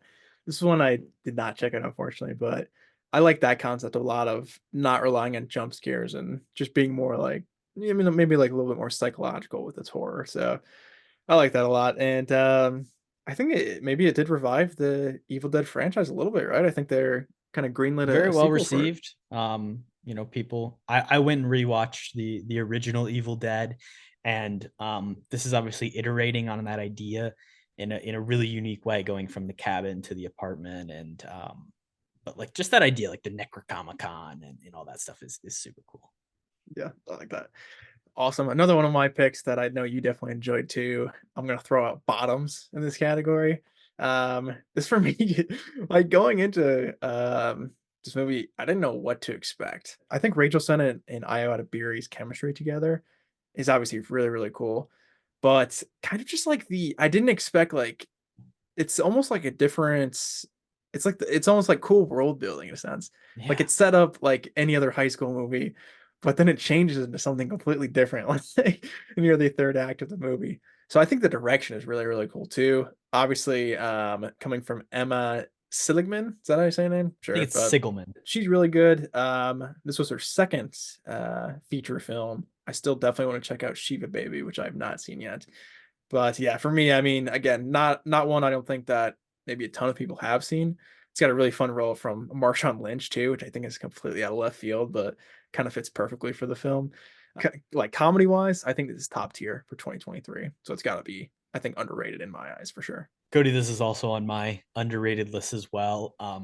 It would again fit into that surprising category where it was like, it was a cool concept. Like when you said, okay, lesbian fight club, like, yeah, I'm interested in that. Like, I want to see Yeah. what that's all about. But still sitting down, I was like, I don't really know what to expect. And I was just like really blown away with like you said, the world building of it. It creates such this again, like every time I struggle to how to even like describe this invented high school world that it puts together. But I was really impressed with it. And then of course, like you said, the leads, Rachel Sennett and Io Dabiri, who have been rising in their stardom over the last few years, are incredible. I made a prediction in March. Well, we were both asked who we thought were gonna, blow up this year. Kody, do you know who you shouted out as your potential picks? I don't remember. Who did I? You said somebody from the That 70s Show reboot, which that 90s show. I don't think Interesting. that's hit. And then you gave me a Bella Ramsey answer, which honestly, Ooh, The Last of Us had already premiered at the point, so like right. nothing Kind of has cheating. happened since then to bolster their career. We were both like, oh yeah, they're gonna have like every role. We're gonna see Bella Ramsey casting this, Bella Ramsey casting that. I don't know if we've seen it yet, but I think it's still gonna happen. There's time. Yeah. But you know who I said, Kody?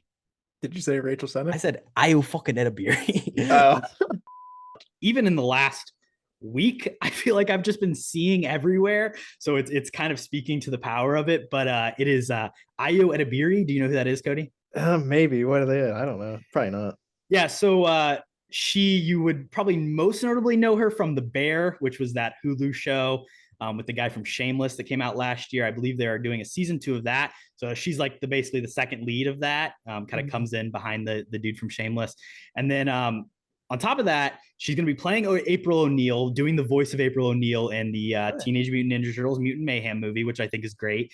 She just popped up in a cameo in Abbott Elementary, again, speaking to that, like, she's kind of just going around doing her thing. She's got a movie premiering this past weekend at South by Southwest that I believe is on Jackson's team, or Carter's team, Bottoms, which is basically Fight Club, but with lesbians in high school, which sounds pretty interesting. Her and Rachel Sennett from a movie called Shiva Baby. It's also directed by the director of Shiva Baby, Emma Sibelman. So like, I think that's going to be a huge one. And then she's also going to be appearing in Thunderbolts. I'm not sure specifically what her role is, but I think that's going to be like the big, like, oh shit, yeah, this person has been well known for a few movies now. Dang. Oh yeah, I did not know that she's gonna be in Thunderbolt. That's pretty awesome. And I've not seen The Bear. I've heard really good things about that though. That is on my list of one to eventually check out. Yeah, I honestly don't think I knew who that is, but it sounds like she's about to have a big year. So I actually really like that pick. Yeah, I feel like that's one of the few ones maybe I would have no idea who that is. I can't even put a name to a face. So respect for a deeper cut there.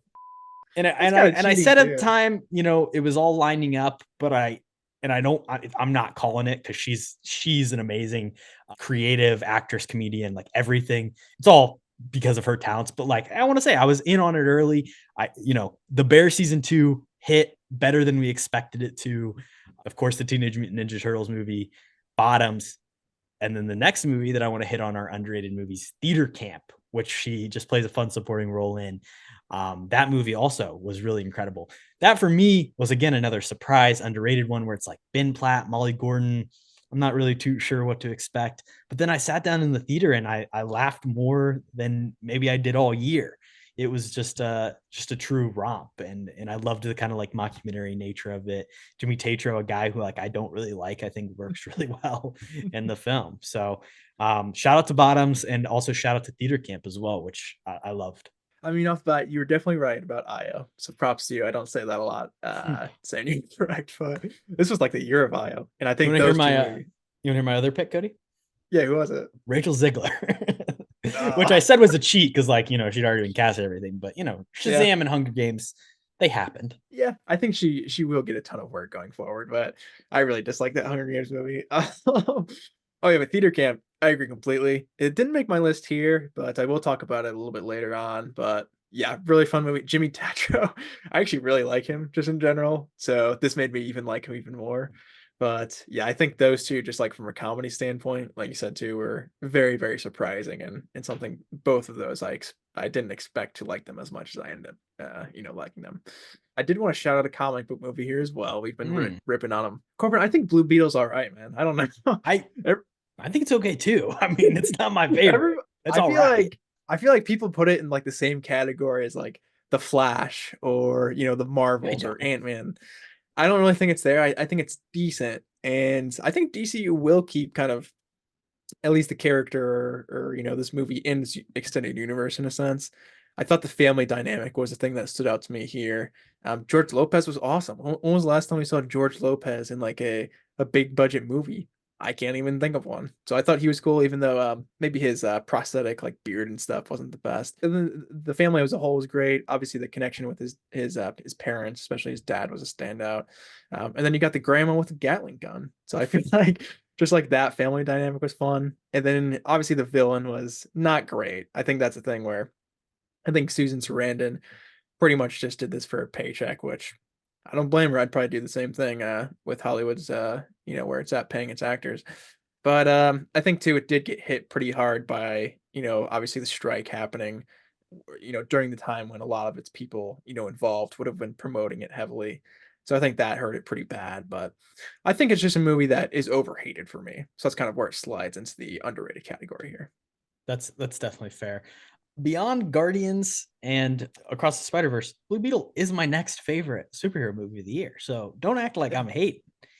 I didn't say you were. I just think It, in general, like people dislike the movie a lot. I think. I don't it know. is a fine 3-star film. That is my take on it. Hey, that's respectful. That's respectful. I got one more here that I'll Okay. throw out, and it's May December. This was another one that I got a chance to catch at the New York Film Festival. It was on the night of its premiere, but at like one of the side theaters that they did. I went to the New York Film Festival in 2022, just to like 2 showings by myself. This year I got Mina to come with me to one of them, so we sat down to May December, and I really like knew nothing about the plot going in. Like I knew Julianne Moore and Natalie Portman. I'd seen the promotional image of them in the mirror, but I had no idea what it was about. So like it was a very surprising and shocking experience to learn the subject matter of the film. But I think really it's the best way to go in is blind. But there is so much that this movie has to say. There's so much nuance in the writing, and it's extremely layered. I also think it's extremely funny. I know there's been a ton of discourse about, is this a funny movie? Is it a humor? Can you laugh at this? I think it is intentionally written that way, and I think the performances are leading to that. I think Todd Haynes is great in the direction. You can't have this movie without your stars Natalie Portman and Julianne Moore, but then also you get it in like a guy from Riverdale, Charles Melton, to come in and give like an incredible performance that also might win him an Oscar. I don't know. It was really surprising for me. I'm the same way too. This movie, it's definitely hovering in my top 10 pretty easily. It almost made my top 6 list we were doing here, but Again, I went into it blind as well. I did not know what to expect from this. Like I said, it is kind of such shocking, just like material. You're like, oh man, I did not expect that at all. But for me, and I'll talk about the performances more in our next category here, but I think Julianne Moore and Natalie Portman are obviously great. Charles Milne, like you said, kind of that's maybe the most underrated performance of the year, I think. Hopefully he does get nommed, but yeah, I enjoyed this movie a good deal. It also, I mean, it's obviously about the whole family dynamic of the characters, but it's also like a really cool movie about like acting backdoor as well. Obviously Natalie Portman kind of being the center of that. So it's kind of like a dual movie in a sense too, where it's kind of telling, multiple stories about different kind of people and kind of different professions. So I love this movie. Yeah, definitely a great choice. It's maybe loosely inspired on like a real story that happened with like a teacher and a student, and that the woman had passed away, I think, in like 2021 or 2020. But the guy has, come out since, no one asked me, my opinion on if this story should be told and that whole thing. But like the thing is, I think that this movie in a certain way is almost commentating on those ideas of the way that we exploit people in the film industry, and this is kind of its own unique story that is fiction and different from him. But I don't know, there's just like every moment in the movie can mean something else when you look at it, like whether it be the scene of them smoking weed on the roof together, father son, or the scene of them putting on the makeup in the mirror, or her doing stuff in the back of a pet store. Like there's tons of like every moment it's like, oh shit, when you start to talk about it and think about it and hear others, there's a lot there. I agree too. I think this is another like maybe I don't want to rewatch it, but I think it is a rewatchable movie just because you pick up on little things that maybe you didn't catch the first time, which I think is super cool. But awesome. I do have a couple more here. I'll kick off. We'll start off with I know another movie you don't like either. I think Wonka is kind of underrated. I don't know. I think it's Crossed just $500 million at the box office, Cody. I don't know how yeah, underrated it is. true, but I think from a critical standpoint, it wasn't the most beloved movie, which I think is fair. I think it's just like a solid kids movie. Obviously, like Paul King at the helm, I feel like that's exactly what I was expecting going in.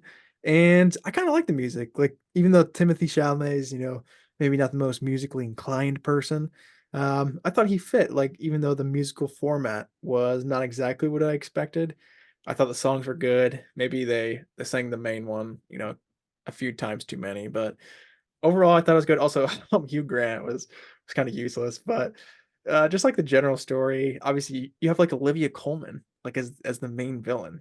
How do you not love that movie? I don't know. I feel like especially maybe I'm just projecting this against you specifically, but I feel like Wonka is definitely underrated in my eyes. Yeah, if only he'd read that damn contract, Cody. Shame True. he's illiterate.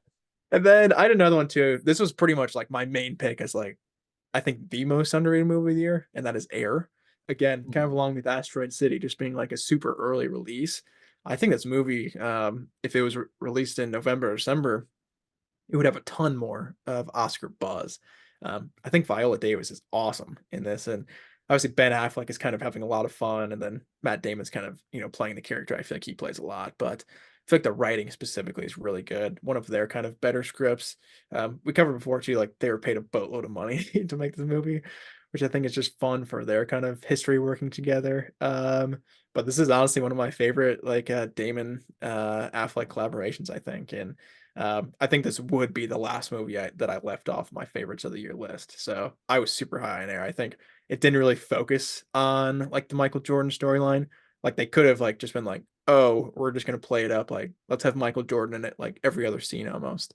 But I kind of like how they kept it more kind of behind the scenes and even focused more on Michael Jordan's mom, which was a massive figure in her life. So being a big basketball fan as well, obviously I'm going to connect to this, but also being a popular trend of like making movies about like products. I thought this was kind of the best you could do one of those movies. Definitely the So most successful this year in comparison to Blackberry or Hot Cheeto, which I will admit I didn't watch. But the thing about Air, you mentioned the Oscars. It's weird because it did get some Golden Globe love. Matt Damon got a nom, it got a nomination in Best Comedy, but Viola didn't even get any love there. Like yeah. it's so weird. It's like when that movie came out, everyone was like, maybe it'll be able to pull out to the end of the year, but like Viola, she probably has the best chance. And then it's just like that's gone completely quiet. So very strange how these things happen sometimes. Yeah. sad to see because I feel like she gets under recognized a lot. But yeah, I thought out of the entire cast, I thought she was definitely the standout for me. The movie does not work without her at all. Oh, So, 100%. That's most of our movies, to be fair. Yeah. yeah, true. Kody, let's move on over to our favorite lead performances of 2023. So we didn't break this up by gender, so just kind of got 6 of our favorite performances, and I'll throw it over to you to get it started. See if we have any overlap here. Yeah, so a couple of these, I mean, we've mentioned these movies already. I kind of held back when you mentioned Dominic Sessa for the holdovers earlier. I mean, dude, this is his introducing performance. This is Shia LaBeouf in Holes, your first ever feature film.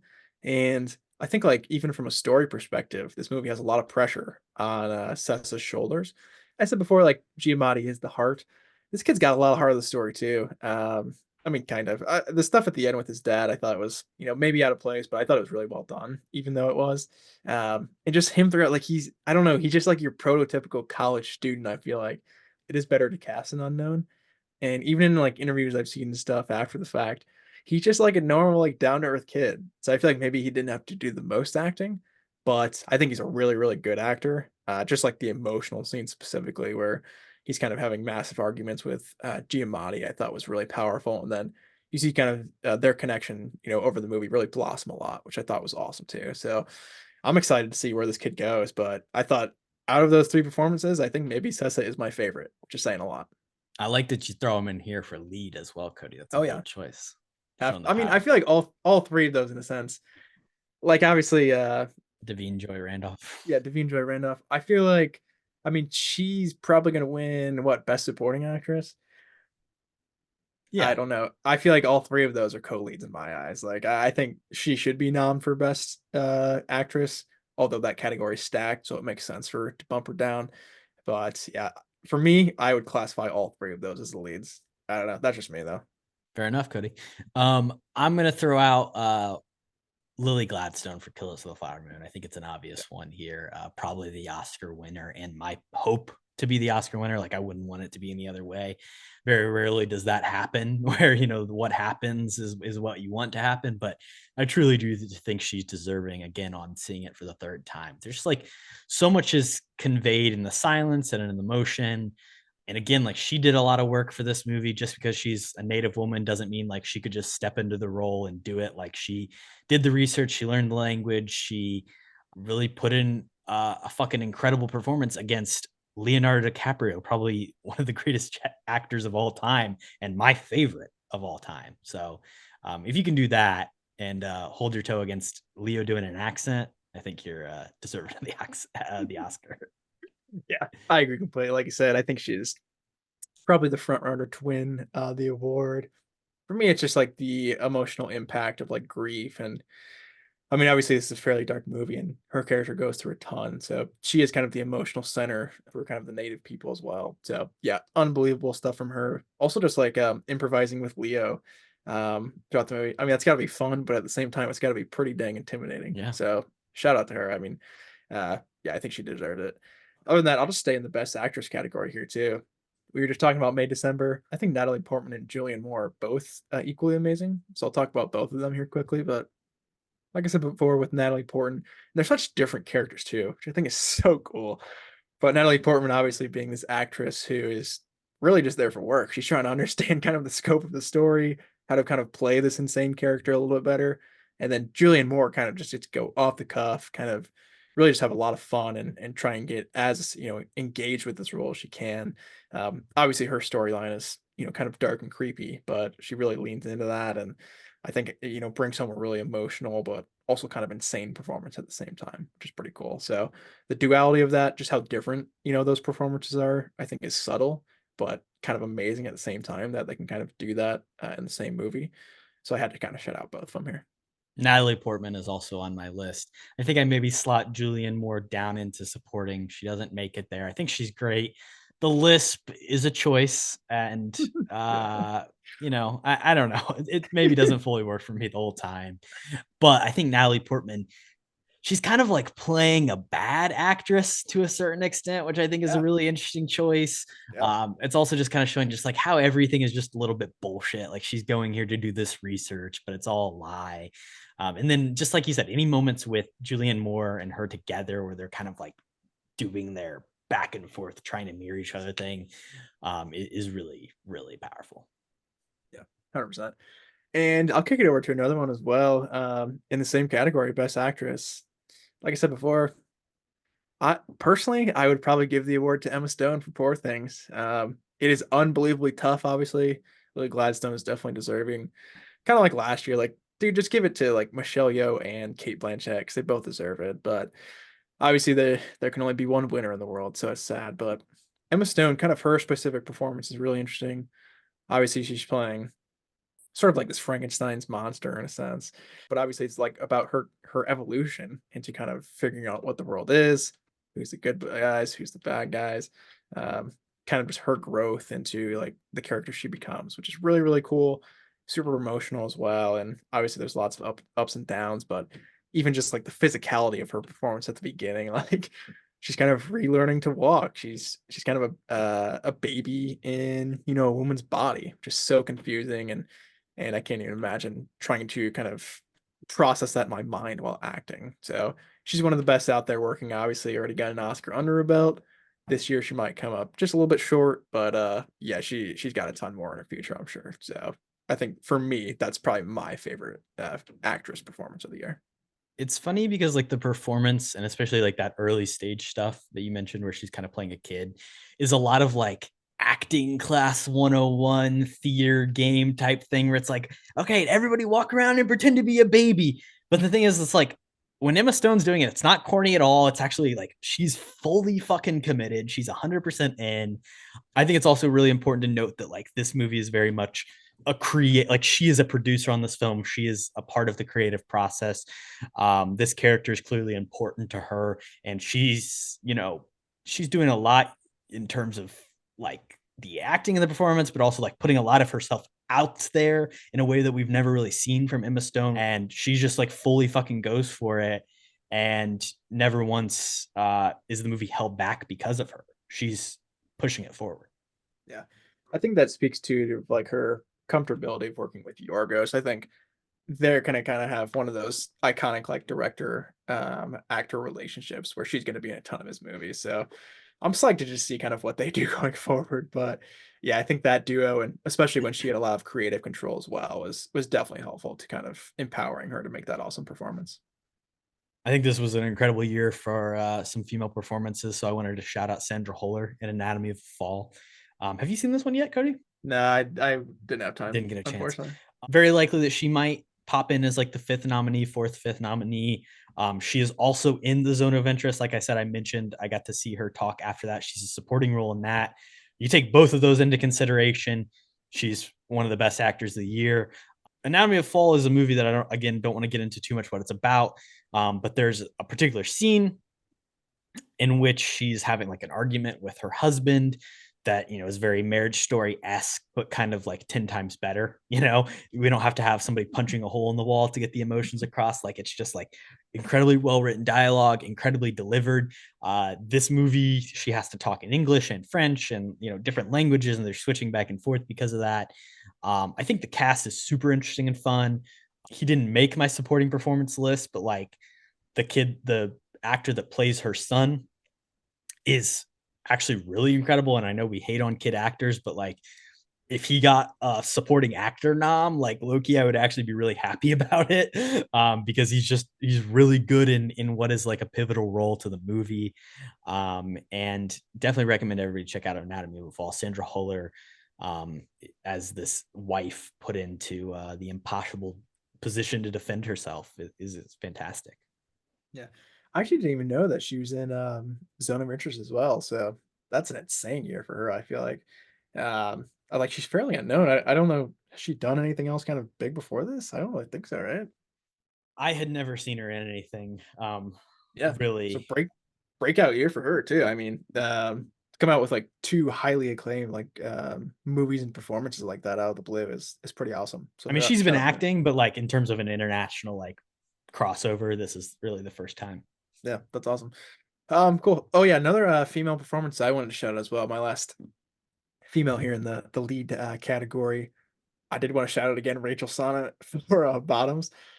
For me, I think in that movie she does outshine Io, which is so hard to do. I mean, like we said, this is kind of the year of Io, but I thought Rachel Sonnet was unbelievably awesome. I don't know, it was my first time ever seeing her on screen. I was kind of just blown away by like her charisma and how believable I think she is as an actress, and kind of putting her in this high school role. Sometimes I feel like with actors or actresses that kind of puts them in a box of, somebody specifically they have to be. But I thought her throughout, like, she had fun character growth too, but I feel like just her kind of motivations were a little bit, well, I guess they're kind of the same as IO, but I thought hers were just more, executed well in a sense. I don't know, it's hard to explain with this one, but like I said, comedically, obviously she's awesome. And then even when it kind of got to the more dramatic stuff near the end, I thought she was really good too. So this is maybe one of the more surprising kind of performances for me, but I'm psyched to see kind of anything else she'll do going forward because I thought she was awesome. And again, another one we can shout out where she's very much involved in the creative authorship of this movie. It was her and Emil Sigelman, like while they were together at NYU, came up with the concept to do this, and they made it happen, which I think is awesome.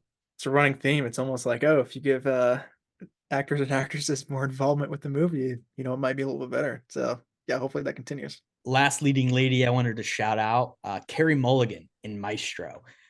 This will be not the last time I talk about Maestro, but a divisive movie. It does not work without Carey Mulligan giving like one of the most emotional performances of the year, which is kind of crazy to say. Carey Mulligan is known as a great actress. I don't think it's any surprise, but this is the first time that for me, I've been literally like, wow, I'm really impressed with what she's doing.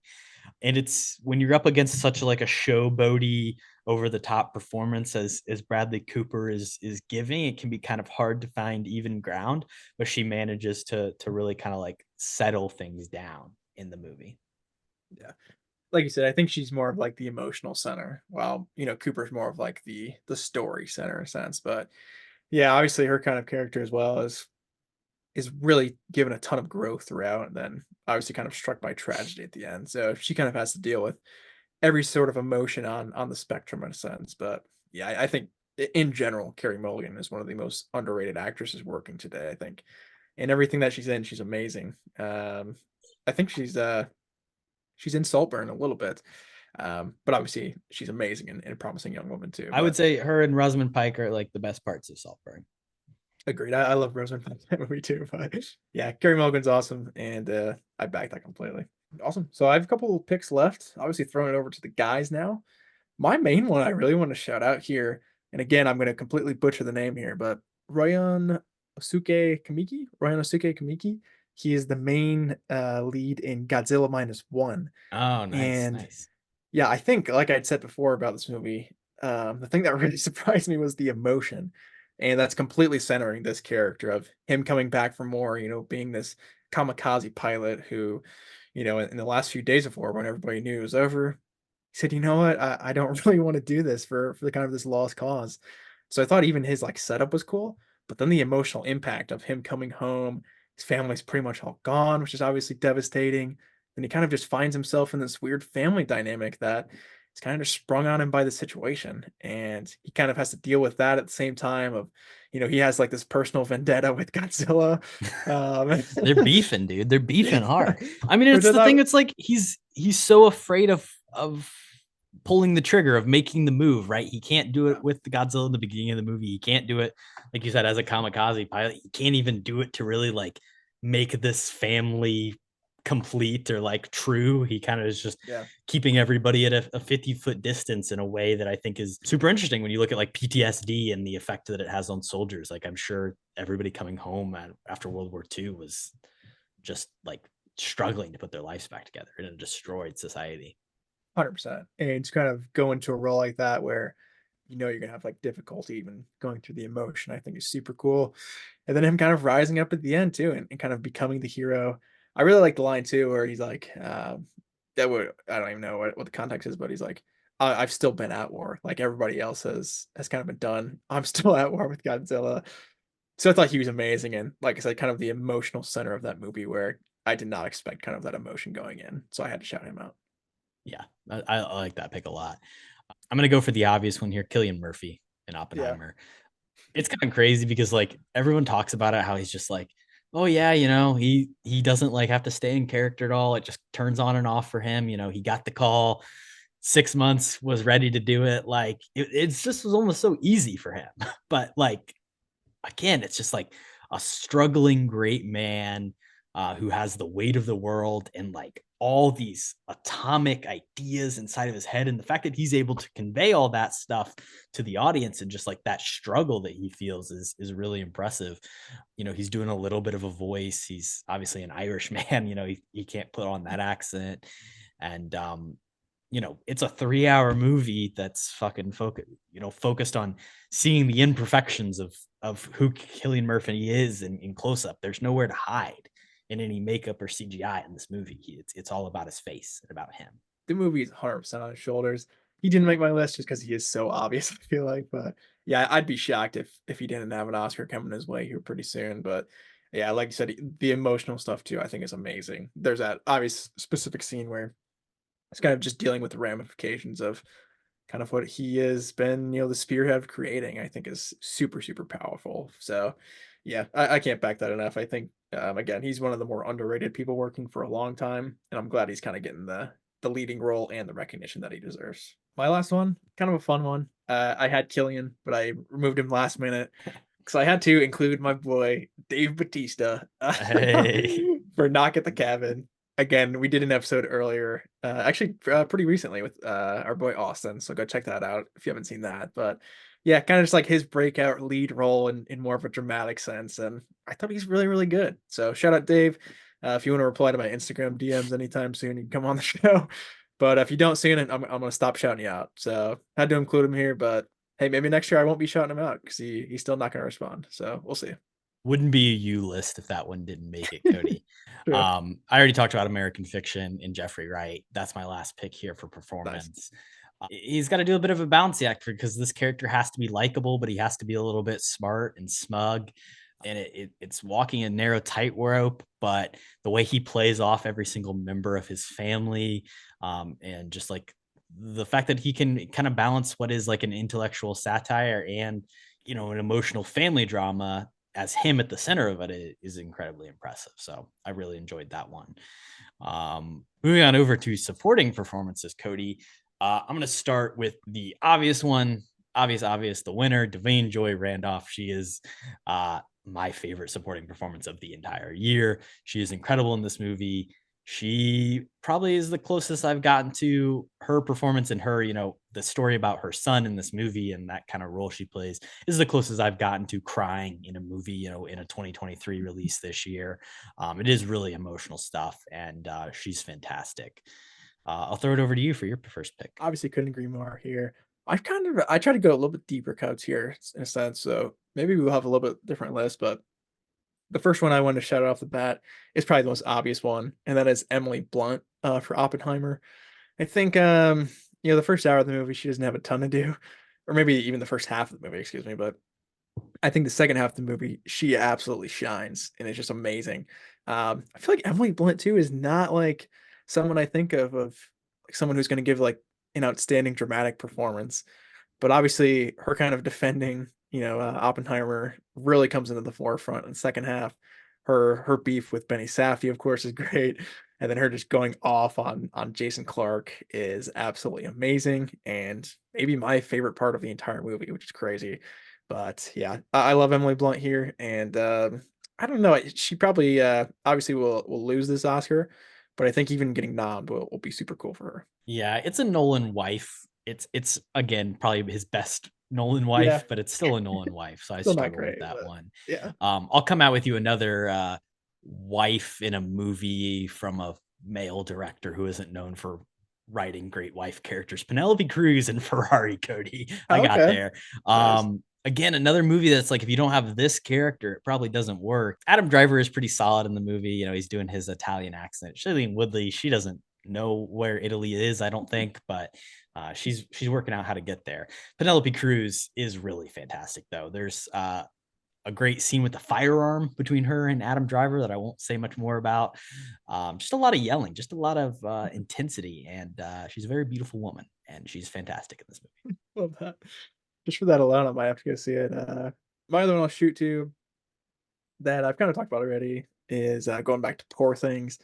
I'll tell you what, man. I think Willem Dafoe is I think maybe my favorite actor working today. He just he immerses himself in each role so much, and this one gave him a lot to do as well. Obviously, he's playing that role specifically of the doctor in Doctor Frankenstein, and it's kind of got a twist though, where he's kind of had a lot of abuse in his past, which I thought was cool for Willem to kind of A bit of a hit head on. Frankenstein's monster himself. Yeah, exactly.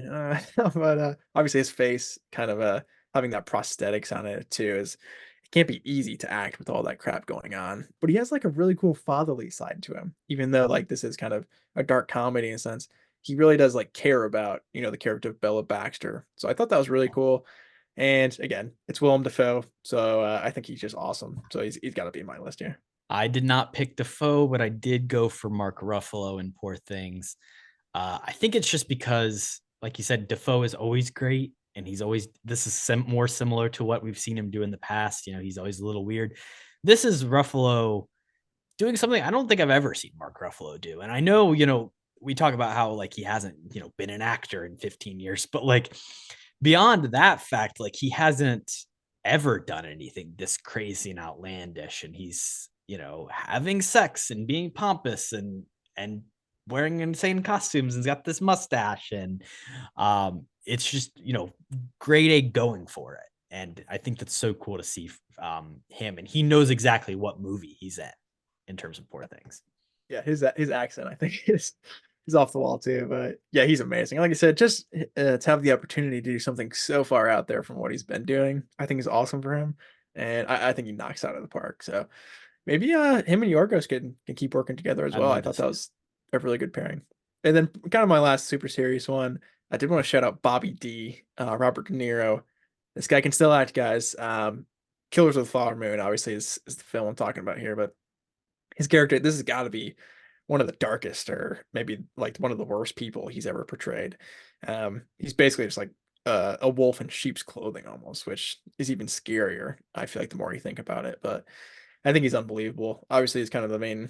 Well, him and Leo, I guess, both are kind of the main antagonists, which he can do well. But I feel like in a story like this, where it's like this personal for the character, and he does it behind the scenes while he's also standing right in front of them. I feel like it's about as dark as it gets. So yeah, shout out Bobby D. Obviously, him and Scorsese have paired up basically every movie that he's done, and it's for good reason because he's absolutely bonkers as an actor. So I think best supporting actor is a very interesting category, and I don't know really what to expect come Oscar season, but I think Bobby D's definitely got a good shot. Since probably like Cape Fear in the 90s, it's probably his most sinister character. Max Cady in that movie is kind of like a serial killer rapist. So like I think he might beat out this guy because at least he's not, doing it straight to their faces. It's a little, have other people do the dirty work. Yeah. But he is a sinister, vile human, regardless. And De Niro can play those well. I think the person who will win inevitably will probably be Robert Downey Jr., and he does make my list. I think it is just a little bit of a time thing. He is also very good in this movie, playing the Strauss figure, kind of having to show a lot of this like internal jealousy, and make it very external, and kind of make us understand how he could get to this point where he hates Oppenheimer so much, and also kind of play it for a twist a little bit in the movie. While laying the seeds, it's a tough one, and I think he does a really good role. It's also the thing where it's like we're getting to see Robert Downey Jr. be a little bit old, be a little, he's like actually acting and playing a character. He's not just being himself. He's transforming into something else. Yeah, you're probably right. I think he has obviously a really good shot at the Oscar too. But yeah, he's crazy good. Obviously, like we said too with Ruffalo, kind of just like the dramatic change is so cool to see. And man, Robert Downey Jr. is an unbelievably good actor. So yeah, I think that's 100% deserved as well. Another one actually too, I guess I didn't even realize I classified it this way, but I did stick Carey Mulligan in supporting role for Maestro here. And obviously, my kind of thought with this is, she does have maybe even more screen time. She's lead build. Bradley Cooper. So I just feel like thematically the story is obviously centered around, Leonard, Bernstein or whatever his name is, Bernstein Bears. Um, so in my eyes, maybe it does come off more supporting, but yeah, I mean, if she gets nom, it's definitely going to be in Best Actress. But yeah, I mean, she's awesome. I already kind of mentioned this, but she is the emotional center, I think. She kind of has the most range to do, but yeah, she's unbelievable, and I definitely want to see her in a lot more stuff because I think she is undervalued, kind of as an actress altogether too. But let her keep working with Bradley Cooper too. I think that's a super great pairing, and something I'd want to see a lot more going forward. I wanted to shout out Charles Melton once again. I think the best thing about this performance is just in the physicality of it. He managed just to kind of just like walk around like a child in a certain way. There's something like stunted about just his movement and his appearance, and it is really impressive how he kind of conveys this idea of like this person who's stuck in time, stuck as a middle schooler. He's both a father but a child, and obviously there's like the butterfly tending metaphors that are happening, and that's probably the part of the movie that works the least for me. But like Melton pulls it off, like it works in his hands. Yeah, I think he's great. Like I said too, he didn't make my list, but I think just from an out of nowhere performance too, like you said, some guy coming from Riverdale and kind of almost stealing the show a little bit from two amazing leads. And is he one of like the most handsome men alive, Kody? Is he? I wouldn't say so, but I don't know too much about that. The You think face card does not he's get pretty good declined, I'll looking? say that. It's incredible jawline of Charles I'll take your Melton. word for it. 100%. Oh yeah, jumping into a couple of fun ones I have here though. I have a few. And this one's kind of, I guess, paired together. But going back to Asteroid City, I think Mm. Margot Robbie specifically I has thought a about real that. This was a drop for me, a late drop. yeah. I think she's awesome in this, and I guess a little bit of spoiler alert, but she's only in one scene really in the entire movie. But it's just like this really interesting conversation between her and Jason Schwartzman, kind of going back and forth. But I think she's awesome in it. For Margot Robbie to do something like this too, where she's in such a small role, it's just really cool on her. I think. Obviously, I think everybody just kind of wants to work with Wes Anderson. Does that make sense? And then kind of twofold with that, another like this is more of like a cameo in Asteroid City is Jeff Goldblum, I'm gonna which say I Jeffrey. won't. Yeah, I won't spoil his specific role, but I think out of everybody on this list, he gave me kind of the biggest laugh of the year. So I know the Goldman, he didn't work too much this year, but this was one of my favorite roles, I think, in his more recent filmography. So I had to shout that out as well.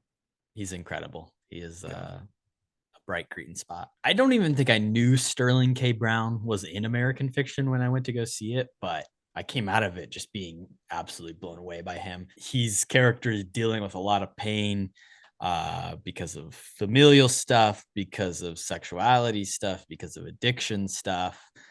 He's not in a ton of the movie, but every moment that he has with Jeffrey Wright is just like heart wrenching. Sterling K. Brown, he's doing something very similar to what he's done a lot of times, but he does it so fucking damn well, Kody. There's a reason why we keep having him do it. Like, hey, if it ain't broke, no need to fix it. Yeah. Exactly. Shout out Sterling. Oh, and then my last one. This one's kind of just a really fun one, but I want to shout out Ice Cube as a Superfly in Teenage Nice. Mutant Ninja Turtles Mutant Mayhem. Just from like a voice acting standpoint, I think his voice is just like super recognizable. So I think like that's kind of the perfect genre for him in a sense. And then giving him kind of the lead villain role, I think is really fun too. Kind of bouncing back and forth off these like little kid, Ninja Turtles, and he's just like super intimidating. There's a couple just like record scratch scenes I feel like where he just gets like super intense and kind of is talking down at the turtles, which I thought was really effective. So shout out Ice Cube. I don't know if he'll ever show up on any of our lists again for the eternity of time, but I figured this would be the year. So yeah, shout out Superfly. You know I'm Superfly. Yeah, great song along with it too. So soundtrack included. Favorite directors of 2023. Kody, I'll let you start. What's your first pick here? Best director Yeah, in 2023. so I mean, a lot of movies we've talked about here, I feel like are going to be on my list. First off, I mean, we might as well keep on the Poor Things train here, but I'll shout out Yorgos Lanthimos. I mean, like I said before, I think the direction in this is it's very, very interesting. Maybe it's a bit too long overall, but I mean, for modern actors, I think Yorgos has got to be in my top five almost instantaneously after seeing, some of his new releases. And yeah, for me, this is up there with kind of his best. So have to shout him out off the top. Yeah, he is very much in control of this movie, and without him, it would fail. It's weird, and you need somebody who can handle that. We've talked about Godzilla minus one a bunch. I think the most impressive thing here is the direction. Takashi Yamazaki. Excuse me. It's been reported that this was like a $15 million budget, but then even he said, it's way less than that. He's the VFX supervisor as well as the director of this movie. It's very much his work, right? Like he has a very strong hand in the making of this movie, from the shooting to the editing to the conception of it. He's also the writer of the film as well. Like you got to shout him out because this is a labeler of love. I know Dave Filoni recently like did a screening of this movie at Lucasfilm and invited him to do a Q&A. Maybe we'll get a Star Wars something from this guy moving forward. I'd be into it. I think he said he would love to do it, so that would be really cool. Yeah, that would be awesome. I would be first in line to see that film, no doubt. But yeah, it's a great choice. It's like with the guys here again. I've been talking about Asteroid City. I mean, Wes Anderson's awesome, dude. Who doesn't want to be in a Wes Anderson movie? Kind of going back to the visual style too. I think it's one of his most beautiful ones. Also, and this is a common theme, I guess, in this category, but kind of going in between like black and white on film, I think is interesting. And then I guess this kind of just goes hand. I could be saying the same thing about Nolan here. So I guess we can just merge this. But I mean, having a massive cast where kind of everyone is at the top of their game, I think says a lot about a director, and even like everyone's willingness to work with you, I think is a massive indication of kind of how good you are at your craft. So again, every single shot, it kind of just feels like it's telling its own story without having to say anything at all. So this was one of his more like off kilter movies too, I think too, like I said, where it's, maybe focusing more on stuff that I didn't expect coming in. But I think that even made it better. And like I said, too, I guess we can just throw Nolan to this. I'm sure he's on this list for you as well, but same thing, like massive cast, kind of this is more obviously a historical like biopic movie, which is not something he does at all, but just the way he kind of does the whole, practical effects, then also like the sound design. I'm sure obviously he's had a ton of help with all that crap, but kind of his revival almost into a new genre, I thought was really, really cool. So I think those two kind of go hand in hand. Yeah, Nolan also makes my list as well, of course. The job of the director can sometimes be like hard to determine, but like at its core, it's like you're a manager, right? You're a field general. Can you have each of the singular parts underneath of you, the department heads, run smoothly? Can you, build your team and then delegate it out to execute your vision?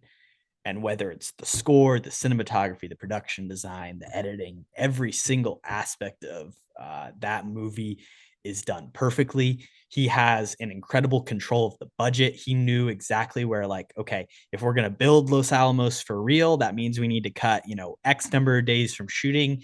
And we're going to, like, he is a guy who knows, Universal could give him not a blank check, but they could give him X amount of money and say, we trust you to go out and make this movie exactly the way you say you're going to do it in the exact amount of time.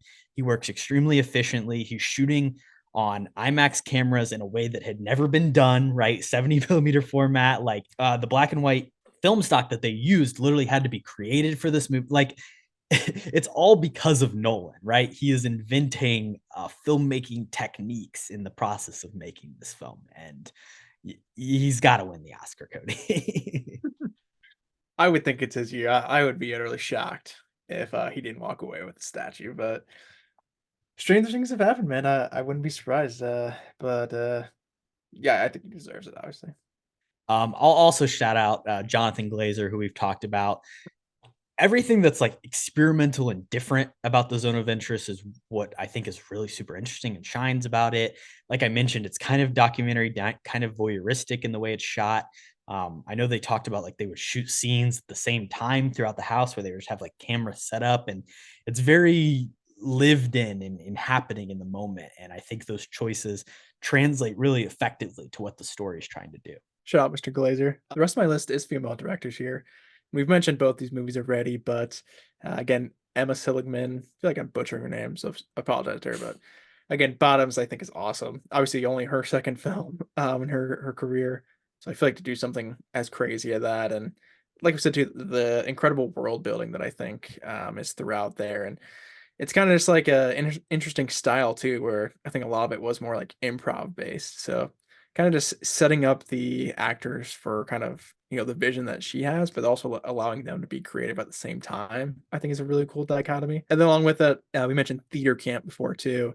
Shout out Molly Gordon and Nick Lieberman. This was their directorial debut. I don't know Nick Lieberman the best, but I do know Molly Gordon. Obviously, she's in theater camp as well. So I feel like that is very tough to And do. the bear. Yeah, shout out the bear, obviously, season 2. Her character kind of sucks though. But she's awesome in theater camp. I feel like I mean, the whole Bradley Cooper effect of being the star of the movie and also directing it, it can't be very easy. And when it's your directorial debut, I feel like that would, even compound on that even more. So kind of both those combined, like obviously early in their film careers and making, a little bit off-kilter comedies, I think is not the easiest thing to do. But I think they both kind of capture the magic of, kind of their perspective movies. And yeah, I want to see a lot more from both those awesome ladies. Emma Segelman was also on my list as well. Like you said, we've talked about it, the world building, the costume design at the end, knowing the Yeah. power of a good Avril Lavigne needle drop. True. And, I was just incredibly impressed. Shiva Baby is a pretty short movie, but like in 80 or 90 minutes, the amount of anxiety that she is able to just like barrel into you in every waking moment. Like, she is a person that has a very clear understanding of how to make the audience feel something. And then seeing her jump into this like more comedic world was really fun to see as well. Also, it's like, I think in a great high school drama, like that will have like iconography and imagery that like is iconic as Clueless and stuff like that. Like it just calls back to that sort of thing. So I think what she did in this movie is really, really incredible. And then you mentioned it already, so I'll shout it out. Bradley Cooper in Maestro. The thing that is most impressive to me is the fact that he could direct this movie, which I really think is the best part of it, is the direction, and give a pretty solid performance. It's very showboaty, it's very over the top, it's a voice, it's crazy.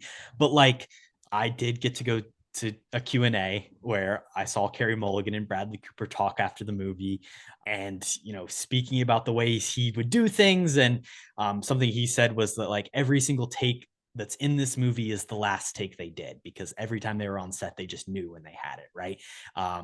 He talked about how he wasn't doing method acting necessarily, but he always kept the voice on throughout. It's something he learned and picked up from Christian Bale. It's like, you don't have to stay in character, but as long as you just keep the voice, you can keep doing it. So they said, he'd be doing the scene and then you'd have Lenny turn to you and give you a note on your direction or different things like that. Or he'd, say something. It never fell out of it. And there was only like 2 days of the entire filming where he didn't have to show up at 4 a.m. and do the full makeup and into character thing. Which I think is really funny. And then, Carey Mulligan was like, why the fuck is Bradley Cooper here on set for those 2 days? Give me Leonard Bernstein back. Also, on top of that, again, there's some black and white stuff in this movie, which I think is really electric to me. The first half of this movie flows so nicely. There's some staging of the camera movements, moving from scene to scene, that I think is really impressive and incredible and inventive. It makes the conducting feel really interesting and exciting. It's clear why, you can watch A Star Is Born and understand why Steven Spielberg and Martin Scorsese would trust Bradley Cooper to take on a movie like Maestro. And despite maybe it not being like the greatest biopic where you learn every single thing about this person as a work of like emotional filmmaking, I think it's really successful. He didn't make my list, but I do agree. That's a really cool anecdote. It's fun. It's almost like Lenny directed the entire movie, so shout out to him. But yeah, I think like the first half hour or so in the black and white is probably my favorite part of the movie.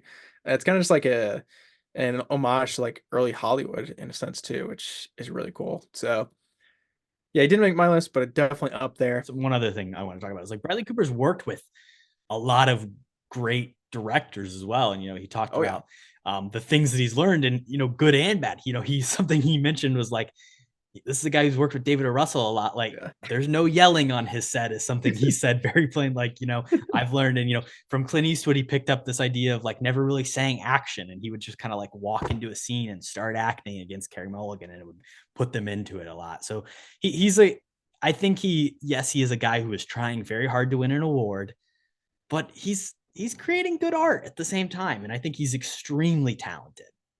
Yeah.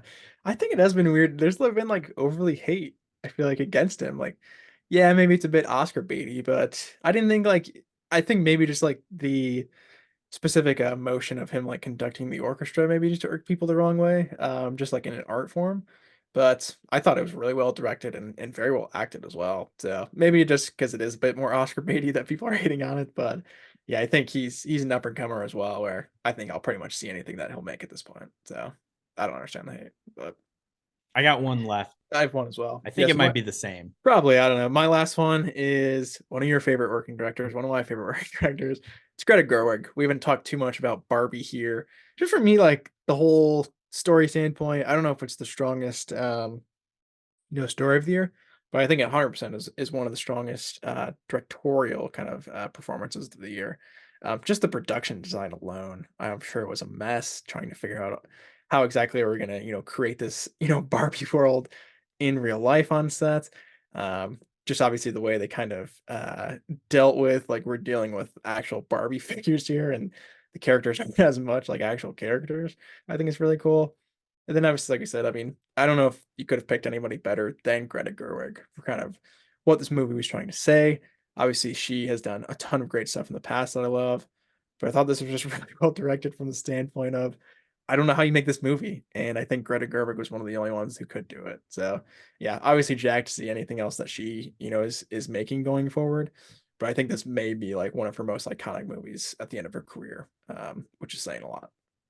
Yeah, I mean, the thing right there that you said was like, I don't think anybody else could do this. Like, she made a Barbie movie that grossed $1 billion and was like actually good. Like, like Yeah. Greta Gerwig is walking a very narrow rope where it's like it isn't too preachy, but it has a very distinct and clear message. And like you said, creating all of the Barbie world and like getting everything so exactly right and so faithful to like the nature of what that, iconography is really impressive. And yeah, in anyone else's hands, it's an IP mess. But I'm like okay with it's like Greta Gerwig says she's gonna make Chronicles of Narnia. It's like fuck, you know what? She's kind of proven that she probably can do that really well. Like Oh, I'm down. I will trust her no matter what. Oh, I'm pumped. Hopefully she does too, Narnia. And the thing is too, like the whole Mattel universe, I feel like has been kind of greenlit here, but it's not going to be Greta Gerwig, so it's probably going to be terrible. Yeah. So kind of weird that they didn't try to attach her to a few of those projects. But yeah, like I said, I really don't think that anybody else today could have done at least this vision or this style. And like you said, I mean, even the thematics, like they're kind of pounding you over the head with it, but with her, she still kind of makes it feel subtle, which is awesome. All right, Cody, let's jump over to our favorite writing at the movies in 2023. And I'll get us started with a movie that I know you've talked about a lot already, Past Lives from Celine Song. I think the real strong point here, beyond the acting, is the writing. It's just like a really deep and emotional story. It's obviously got this cultural significance, the mix of the kind of like the Korean, the American cultures, I think is really interesting. And I think everybody can kind of relate to that idea of what if, and the ideas of in another life what could have happened. In this movie is the perfect reflection of those ideas and feelings, and it makes you think a lot afterwards. This 100% was on my list as well. I think, other than like I said, the filmography and the performances, that was 100% standout. Like I said, such a like saw a smaller scope movie to have such an emotional impact like that, I think is it's just really tough to do. So yeah, like I said, shout out Celine Song. Jack to see anything like she writes or directs going forward. But yeah, this was definitely one of the best kind of just overall scripts of the year, I think, no doubt. Yeah, and it looks like her next project is going to be back with A24 again, so I'm excited that she's not jumping too quickly into some big shit IP True. whatever. Yeah, I'm surprised she didn't get some sequel of some franchise yet. Marvel probably has her on a short list somewhere. I'll also jump into something you just mentioned as well. Godzilla minus one. You want to say the name? I don't want to butcher it. What's the director's name? Takashi Yamazaki. Kashi Yamazaki. Like you said, I mean, I've said this as well, but just the emotional aspect of this story, I think, is unbelievable from a Godzilla based movie. Even like the pacing of it is pretty good too. Like the Godzilla action is, I think, well placed in the film. Obviously, that atomic breath scene I think is in the perfect spot. But like we said, the whole PTSD story and that specific performance definitely elevates it, I think, a little bit. but this has got to be the best Godzilla script of all time. I don't think anything ever for the rest of humanity will ever beat this. So it definitely had to be an inclusion on my list. I'm gonna also throw Oppenheimer, Chris Nolan in here. If you've looked at, they've posted the script online and people have talked about it heavily, but it's like written in the first person. It's nobody quite writes a story in the way that Nolan can, and the way he can craft, different times moving together. And while this one isn't as like supernatural or science fictiony as his other past works, it's still employing a lot of those ideas. And at the end of the day, you have what is like a very complete story that the beginning mirrors the end. And I love that final couple lines of the movie. It summarizes everything really perfectly. And I think it's an incredibly written script from Nolan, probably his best writing ever. Well, maybe The Prestige, but I agree completely. Oppenheimer is, how could you leave it off this list? I think, like I said before, for a 3-hour movie, I think it, just pacing wise is one of the coolest and one of the most impressive.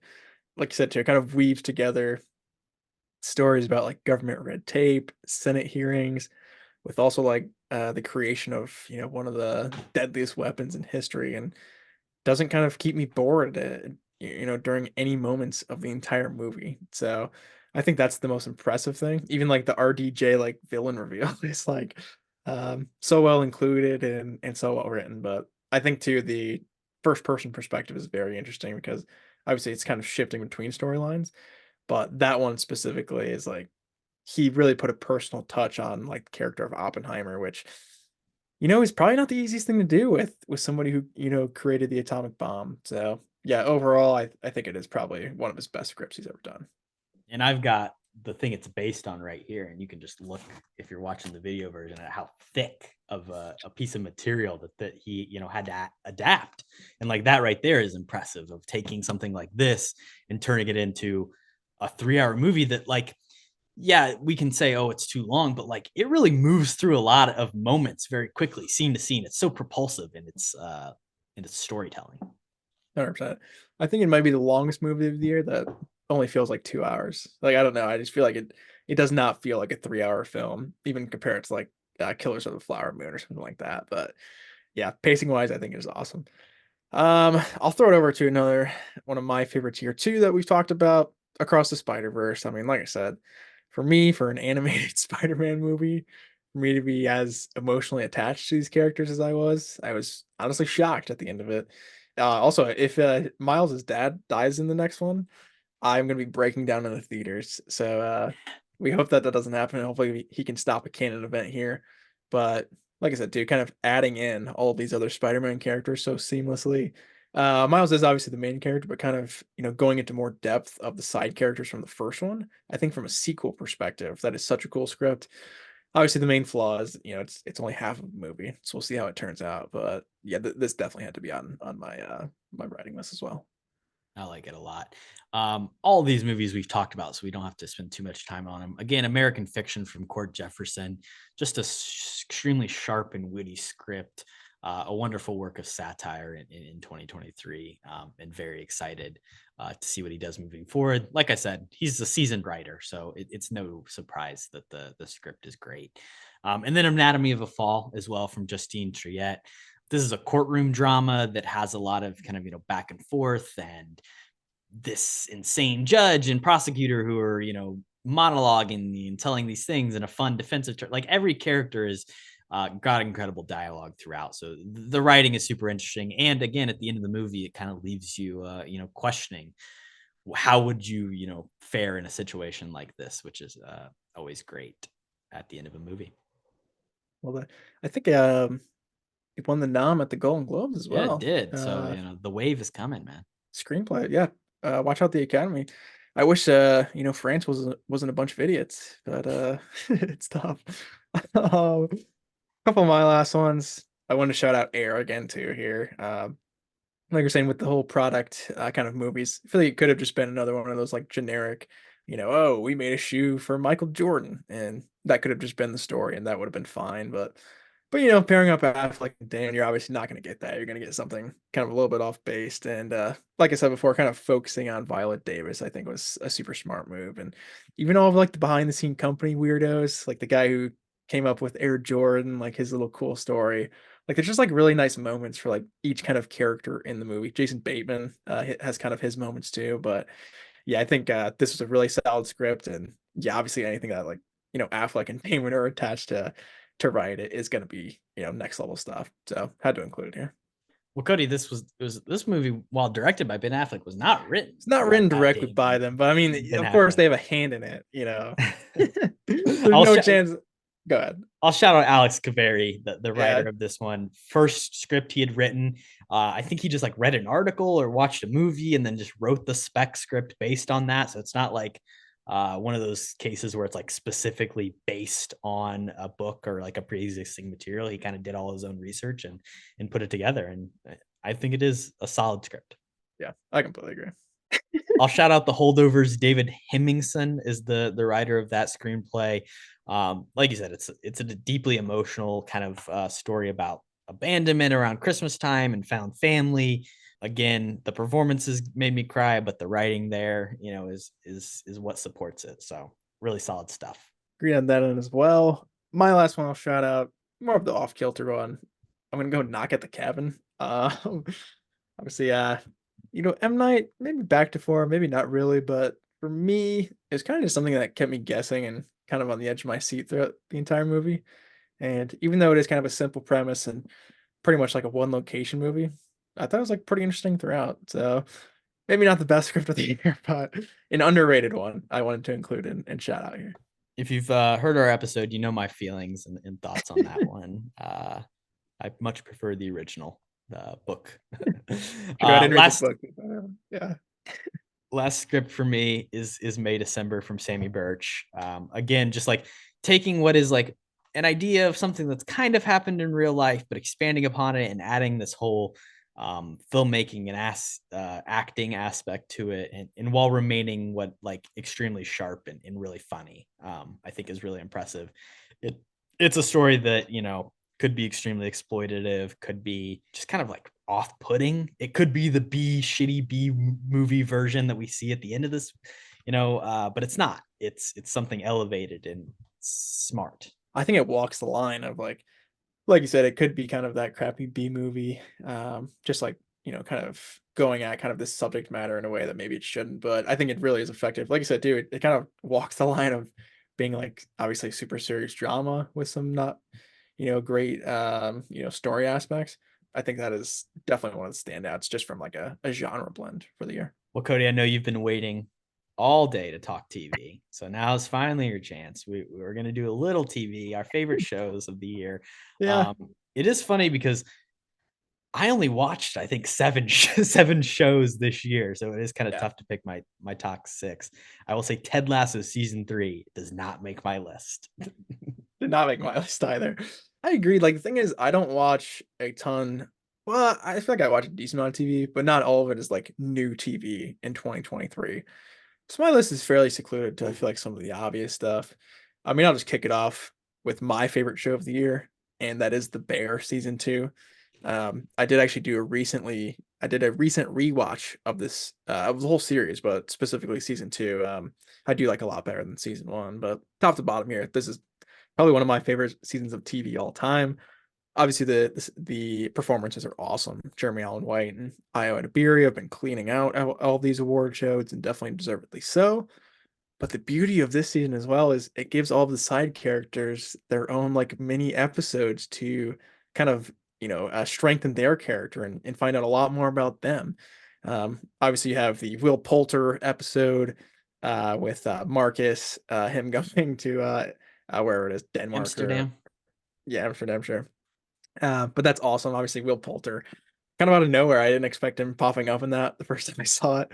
And he's not in a ton, but the stuff that he is in is super effective. And just like their conversations, I think are really awesome. And of course, you have the great Richie episode. I think that is my favorite episode of the season, where obviously he's staging at Carmi's old restaurant, which is like the top rated one in the world or whatever. And Olivia Colman is there and she's awesome. Really, really cool, just like guest appearances. That's kind of like a really good feel good episode when a lot of the rest of the season is like a little bit downer. And specifically, obviously, the Three Fishes Christmas flashback is just devastating all around. But I mean, the guest stars in that are crazy good. John Bernthal is amazing. Jamie Lee Curtis is equally amazing and equally crazy. And you even have like John Mulaney with an amazing kind of dinner speech. Even like Bob Odenkirk being an absolute garbage piece of crap human being. Everyone's amazing. And yeah, they do finish it off. Molly Gordon's character is not the best, but I think they leave off in an interesting enough spot. It's definitely obviously bring me back for another season, but yeah, I think this is about as good as television gets. It's kind of what you're saying earlier with Shiva Baby, where some of the episodes you just feel like unbelievably stressed the entire time. Like they really know how to kind of convey a feeling while watching it, which is super cool. But yeah, I couldn't recommend the show highest enough. This is by far my favorite season of TV this year. You always say that you like when a show kind of like takes you into a world, like a special, like a different type of environment, a different community. And like the culinary world is so cool. And there's such a reverence for it and a particular nature to how they handle it. And they get it so right. And this season 2 expands upon it even more. Like you said, that episode with Marcus where he goes and to Copenhagen, it is Denmark. You were right, Kody. Nice. Directed by Rami Youssef from Yeah. Poor Things. So there you go. Yeah. Shout out to him as well. Just doing incredible work. But yeah, Bear season 2 had to make my list. Probably my favorite, season of television that came out this year. I'll shout out Survivor 45, Kody, because it is one of the few TV shows that I watched. Honestly, a pretty solid season of Survivor. We did have 2 Survivor seasons in the year of 2023, but I thought 45 was the better one, despite starting off on a rough note. I couldn't agree more. Obviously, that made my list here as well. But yeah, 45, honestly, for the modern age, probably the best of the past 40 seasons that we have got. So that was cool. Some of the stuff like after the season in real life has kind of tarnished it a bit in my opinion, but I think it's a solid season. Like just really fun characters. Obviously, casting is always key.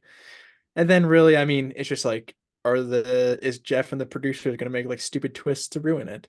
And in this season they didn't really too much. So yeah, I think overall this was a great season of Survivor. And yeah, if you're not on the Survivor chain, you must be new to the podcast, but definitely recommend it. Probably the greatest reality show of all time. And 45 kind of shows you why it can be good sometimes. I mean, the other obvious one here too is Succession season 4. I mean, my goodness, this season is really mofo good. No spoilers here, obviously, but there's obviously a massive change kind of a few episodes in. And I think that is the most powerful episode by far of the season. Kind of really gives Kieran Culkin, I think, his moment to shine. But obviously the main 3 of the kids are all amazing. Jeremy Strong's still a crazy person. Sarah Snook is still unbelievable. So I'm gonna miss this cast. I am sad that this was kind of the series finale, but even where they left off, I think like it made sense character wise, where kind of everybody ended up. And I didn't love Alexander Skarsgård throughout, but I do think it was a good ending, and I was satisfied with it. But obviously, just like the writing and the acting is always gonna be the standout with the series. But I'm gonna miss it. I wish we had more seasons, but this was a great cap to a great series. Yeah, I mean, Succession obviously makes my list as well. That 3rd episode of the season is probably one of the best directed episodes of television that I've ever seen. Kind of all the behind the scenes stuff about how they made it happen and the filmmaking and the acting performances are incredible. It's been awesome to see Sarah Snook and Kieran Culkin, kind of just racking up the awards and throwing a little Matthew McFadden as well. It's been great to see them get so recognized for how great of a show that one is. I'll throw out Sex Education as well. They premiered their final season, season 4. I didn't love it as much as I have previous seasons, but it was, a fitting end, I think, to a lot of the characters. I mean, Shuti Gatwa that we've talked about, who appears in Barbie and is the latest Doctor Who. I think he's really good. There's an interesting kind of supernatural religious god choice that they make in this season of the show that is a little bold and out there, and I kind of just respect they tried it. I don't necessarily like agree with it, but like I like that they did something, which is fun. And yeah, the cast is great, and it wraps everything up. Love that. So what's her name is in Barbie too, right? What's her name? Yeah, Emma Mackey. Margot Robbie and Jr. Connor Swindell as well. There's actually 3 actors from the boy in the office is in Sex Education as well. Shout out Sex Ed. I still on my list. My last couple, The Last of Us season 1. I think this had to make my list as well. Obviously HBO again coming in with good TV, but Yeah, I mean, this is kind of just the world building to a T. I think they definitely set up the series to succeed, maybe even more in the next 2 seasons. This one I thought maybe was a little bit shortened. I wish it was kind of just longer overall where they left off, but a really good kind of introduction to Pedro Pascal's character, really good understanding kind of where he's coming from. And then also Bella Ramsey is obviously really, really good too. And then you do have some cool, just like one-off episodes.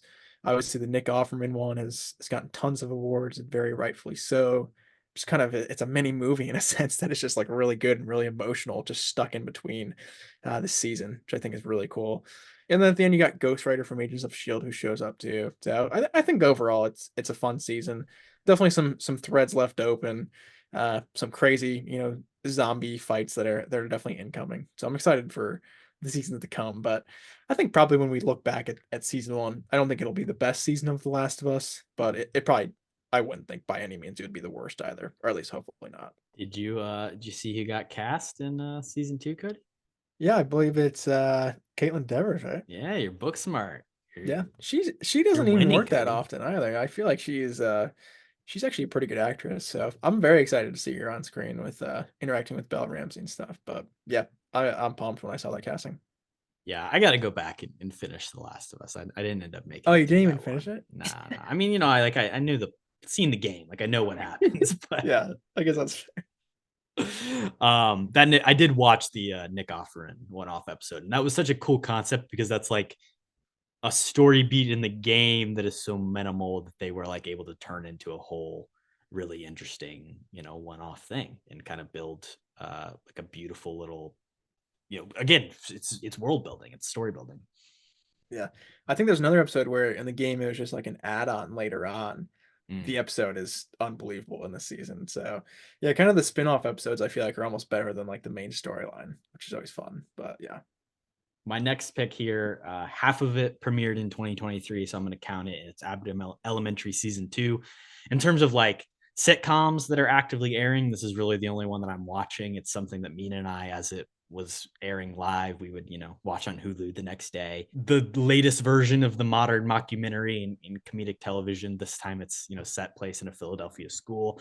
I think the location is a really fun setting, it being so Philly and so based in that world and culture. And then of course as someone with mother who is a teacher, like this is like a really good representation of kind of the struggles that teachers have every single day to provide great educations to students. I feel like I'm missing out by not watching this one too. I think I will get around to it eventually, but yeah, I feel like modern sitcoms maybe the genre is a little bit dead. So I love to see. I think this is an ABC show as well, right? So good for ABC for kind of keeping that going a little bit. But yeah, this is one that is definitely near the top of my list as well to watch.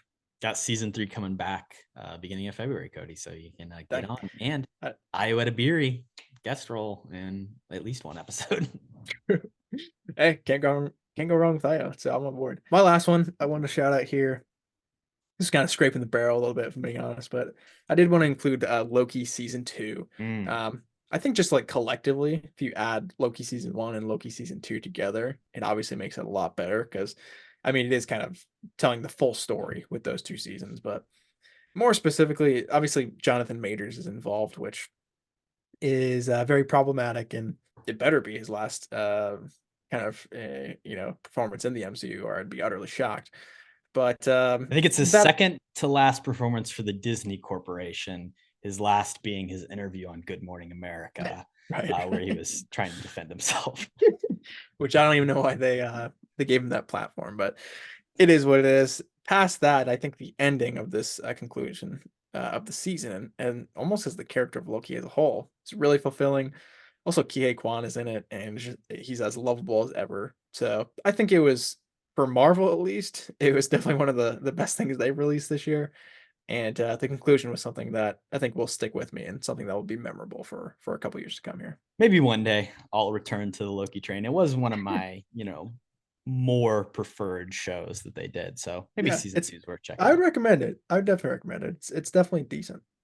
One day I'll lock myself in a room and watch every Marvel show I missed. Not just this one. Secret Invasion. I'll catch Don't up. do What Secret if? Invasion. What if season 2? It'll be great. Yeah, Eh, not really. eh. Last show, Kody, which I finished just hours ago, earlier Ooh. today. You told me you weren't sure about it after watching an Oh, episode or two. I saw this. I Yeah. binged through The Curse, Kody, and Ugh. holy fuck, dude. This is my favorite like just TV show of the year. What? It's one of those things where it's like, it's not like the greatest thing ever created for TV. And I have some people, some people like, wow, look at the power of what, like, listen, people have been doing fantastic stuff with limited series and television in the past. Nathan Fielder is one person who has done plenty of it himself. Obviously, what happens in the first episode. I think the things that kind of turned you off a little bit, it's funny because they don't pop up that much more beyond it. Like it's obviously a plot point, but like I don't think you have to be too worried about if you can get through the first episode, I think you can handle the rest of the show. Unsurprisingly, Nathan Fielder does not fail to surprise Kody, every single episode. And when the fact that you throw in Benny Safdie and that kind of influence and the darkness that comes with that, it's the perfect match. This is single-handedly Emma Stone's best performance ever. I will say that. What? The reason I didn't say a lot when you were talking during Poor Things is because it's crazy because she's so much better in this than she is in Poor Things. She's a fucking nut job, but she's like, it's awesome. What she does in the 8th episode in particular, I think was really amazing. You gotta stick it out and watch the rest of The Curse. You think so? The finale is so bold and interesting, and it's not even like whatever you're thinking, it's just not even in that direction, Kody. It's like it's such a turn from left field. I love it. It's crazy. Check out The Curse. Fair enough. But also it's hard to recommend. Yeah. Off your recommendation, I'll probably go back and check it out again. Dude, the pilot episode it was a struggle. It's like really long episodes too, right? It's like 50 minutes episodes. They're like an hour, yeah. It's like 10 episodes. Most of them are about an hour.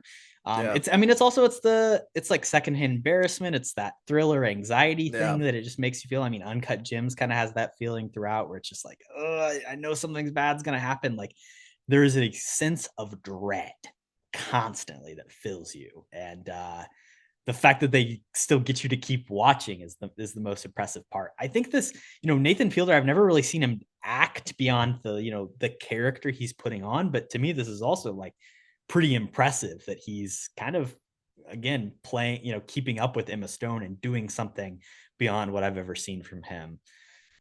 Yeah, dude, The Curse it's awesome. Go check it out. I'll have to revisit it off your recommendation alone, but I won't enjoy it. I won't enjoy going back to it, but we'll have to keep the report. I'll report back on the rest of the series, but that's funny. Shout out to Korbin Burnson. Kody, what is your biggest miss of 2023? What'd you miss? Yeah, so I missed a couple of things. I mean, something you haven't even really mentioned. Well, actually, I'll start off with something you did mention. Anatomy of a Fall, I think, is probably my biggest miss.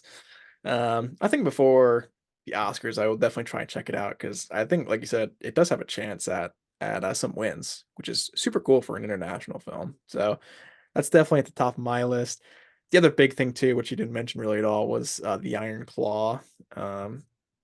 Again, I don't know if it has too much Oscar baitiness to it, but I've just heard overall like it's a pretty powerful and a pretty good film. So I think those two specifically have been kind of my big misses. And I mean, Iron Claw 2, that's like a super recent release, I guess. It was the end of December. So that one's a little bit more understandable, I guess. But probably just gonna have to catch it sometime on streaming when it comes back. Yeah, definitely. What about you? I think you'll like both those movies. I think the Iron Claw, especially, I think you'll be a fan of. Zac Efron was very close to making my lead performances list. I mean, Jeremy Allen White too. I love that guy. So yeah, I'm excited to see it. What was your biggest miss? The biggest one I think is All of Us Strangers. That's a movie that I've just hailed so much. Andrew Scott's performance, Paul Mescal's performance is also supposed to be an absolute heart wrencher. Could see it, crack in my top 25. I didn't see The Color Purple, which I'm just not a huge musical fan, but like in terms of, that's been getting a lot of noms and it might pop up at the Oscars. We'll definitely need to check that one out. France's submission for the Oscar, The Taste of Things, over Anatomy of the Fall, which is kind of crazy. I haven't checked that one out yet. They did like 1 week release at the IFC Center in December just to qualify for the Oscars, and then it's not opening wide till I think February. whatever. I didn't watch So Gen dumb. V, the boys Oh spinoff. yeah, yeah. I heard you seem to enjoy it. Obviously didn't make your fave shows list, but I missed out on that. I need to get back to it. Yeah, it was solid. It was decent. And then I didn't see Sound of Freedom, Kody, the fucking breakout hit of the summer. That was a miss on my part. Yeah, I don't know how I we don't feel both too missed bad that one about somehow. that. Yeah, I'm actually shocked you didn't see that, but yeah, I don't think I have any plans to visit that anytime soon. But yeah, that was a cap miss, I think, for both of us. Yeah. All right, Kody, and just wrapping up with some final thoughts on 2023. Just watching in general. I forgot to mention this when we were doing our theaters, but I saw 145 movies in theaters this year. Jesus Christ. Obviously, a good chunk of those were older movies that I was seeing that were replaying, but a lot of new releases as well. Finished the year out with a total of. Do you want to guess how many diary logs I had? How many movies I watched? Like just theaters or just overall? Total overall, Kody. Oh man. Yeah, it's got to be up there. Let me think. What are my numbers at? Okay, I'm gonna guess like 1,000. Is that? I don't think that's crazy, right? 1,100. Okay, it's a little crazy. It's 407, Kody. All right, I guess that's a little crazy. One a day. Let's not go. Yeah, I guess 365 days. That doesn't really make sense. Yeah, can I re-guess? I'll say like 300. Sure, you can re-guess. Yeah. So I saw 407 movies, 758 hours. There was not a week of the year in which I didn't watch at least one movie, and I think it was a pretty successful year of movie watching. I will say last year, I told you in our year in review that I wanted to watch all the best picture winners in 2023. Didn't do that at all. Didn't even really come close. So maybe 2024 is the year for that. But what did you think about your watching habits, Kody? Did you watch enough? Do you know how many movies you logged on Letterboxd? Like I can tell you if you're I don't know exactly. I mean, it says 142 diary entries, Kody, for the year 2023. So pretty solid. Yeah, and that's kind of my main theme too, is obviously I think this was a career high. Like I said, I think I was right at that 20 mark for new releases I saw in theaters. And I think the difference with me is I don't know, there is some like re-releases. Like I saw like Nightmare Before Christmas, like in theaters, that was a re-release. But I feel like a lot of the newer movies that I haven't seen before, I usually do just watch on like digital at home. And that's kind of been my main thing too, is there's so many movies that I haven't seen out there, I feel like. So I'm still kind of in that catch-up stage where I'm trying to see everything that I haven't yet. So it's kind of my main goal, is literally just try and broaden my horizons as far as I can each and every year. And again, continue going out to the theater, seeing new stuff is definitely a priority for me. But yeah, kind of just the expansion of knowledge and trying to find. I feel like with like the main directors and main actors and stuff, I've seen most of their like streamlined or most famous stuff. But even like Fincher, I'm trying to get the girl with the dragon tattoo, get Benjamin Button, like get some of the more stuff that I feel like maybe it's not as popular, or maybe something that I wouldn't normally check out. So kind of just trying to find the crevices of what I've missed and continue to go from there. But yeah, I think this year was a good stepping stone, and yeah, 2024 can even be more awesome. Yeah, I think for me, I think it'd be cool to maybe like pick an actor or director, try and complete their filmography. Obviously, Fincher, I think I'm like one movie away, so I could do that pretty easily. But maybe I'll try and challenge myself a little bit. I don't want to commit to the best picture winner thing, Kody. Trivia question for you: do you know who your most watched actor of 2023 would be? Oh wow, I feel like I've watched so much random stuff in 2023. I guess who's worked a lot this year? Who have I watched a lot this year? I honestly have no idea. I think I was looking at this the other day. I'll throw out a guess of Leo. It's probably wrong, but So you got two people tied with 7 films: Mhm. Lawrence Fishburne and Keanu Reeves. Interesting. Keanu, obviously, you watched 4 John Wicks and 3 Matrix movies, so that got you there. Huh. And then Lawrence Lawrence, Fishburne, well, the funny thing is Lawrence Fishburne, the overlap is pretty apparent. You've got John 3 Wick too, Matrix yeah. movies, 3 John Wick movies, and then Batman versus Superman: Dawn of Justice as the Right, okay. Shout out Batman v Superman. Yeah, I have watched a lot of Keanu because I watched all the John Wick movies for the first time this year. And then obviously we did the entire Matrix trilogy. I mean, I didn't even check out Resurrections, so that could have added to the list. But True. yeah, shout out Keanu. I think He's up there for some of my favorite actors. Obviously, Point Break is an undoubted classic. So, yeah, might have to continue that Keanu sense in 2024. Olivia Colman, Harrison Ford, Samuel L. Jackson, and Mark Strong, Gal Gadot, Zoe Saldana, all with 5 films for you. Olivia Colman, that would have been a good yes for me too. Yeah, I think she's becoming one of my favorite actresses working today too, no doubt. And then your director, Kody, who do you think it is? Maybe Yorgos. I've watched a few Yorgos movies this year. Who else? The Wachowskis? I don't know. Yorgos would be my guess. Robert Zemeckis, because you watched 3 Back to the Future movies and Pinocchio. Yeah. I hate Pinocchio, dude. Why'd you make me watch that? But yeah, Zemeckis should have checked out Forrest Gump as well just to complete it. But yeah, man, he's really fallen off, I feel like. So maybe won't continue that in 2024. 4 Chad Stahelskis as well with all 4 John Wicks. So yeah, you get that. Yeah. And then for me, I'll throw this out. Vin Diesel and Robert De Niro both tied for my top actor at 9 films. Kody, remember, I watched all the Fast and Furious movies and Guardians Volume 3 this year. So that gets you a little bit of the Vin trouble. And then Bobby D, here's what I watched.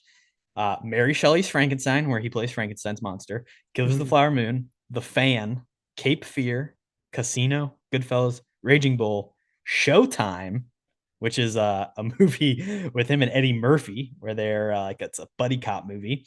And then it's like a buddy cop TV spoof movie. And then Heat are the Robert De Niro 2023 watches. And then Leo DiCaprio comes in second, tied with Michelle Rodriguez. And then my most watched directors are Fincher and Scorsese with 8 films each as well. I was going to say, I feel like you definitely delved deeper into Scorsese this year a lot. So that makes sense with Bobby D as well. But yeah, the Fast franchise is really bogging you down in those categories too. Shout out Michelle Rodriguez. I think was our Avatar episode this year or was it the very end of last year? I can't remember. Technically, I think our Way of Water episode was in 2023, but it came out in 2022. All right. So Michelle, she almost missed out on the top spot if we had watched the first Avatar this year. But yeah, that's funny. We get Dungeons and Dragons though, which is a movie you did not mention. True. You want a chance to shout that out here, Kody, as the episode comes to a close? That's not one of my favorite movies here for sure. But I think if there was an overrated category, that definitely would have made my. I kind of see that. It was one that I enjoyed, but I did not enjoy as much as everyone was saying. I agree. No Fast X mentioned here either. You want to shout out The Rock for returning to the franchise, or? I want to shout out The Rock and Gal Gadot for returning to the franchise. So shout out to Fast X. They're gonna be going back to a simpler, more back to their roots story for the next movie, despite this one ending on a cliffhanger. Not a favorite theater experience, but I will say me, you, Jackson, Abby, watching Fast X, great time. Good time, yeah. It's more of a comedy, I think, than an action movie, but I had a good time with it. More of a tragedy, I think. Thank you guys for listening to this episode. Thank you guys for following along with us throughout the year of 2023. We're going to continue to talk movies in 24. More big things to come. And thank you. Yeah, 100% thankful all around. Stay tuned in 2024. Hey, reach out. Like we said, going to increase the guest list here. So if you're listening and you're thinking, hey, maybe I'd want to come on, reach out and we can absolutely get it set up. But yeah, appreciate you guys a ton, but stay capping as always. And look forward to some Oscars talk in the coming weeks. Peace. Peace. What you just said is one of the most insanely idiotic things I have ever heard. At no point in your rambling, incoherent response were you even close to anything that could be considered a rational thought. Everyone in this room is now dumber for having listened to it.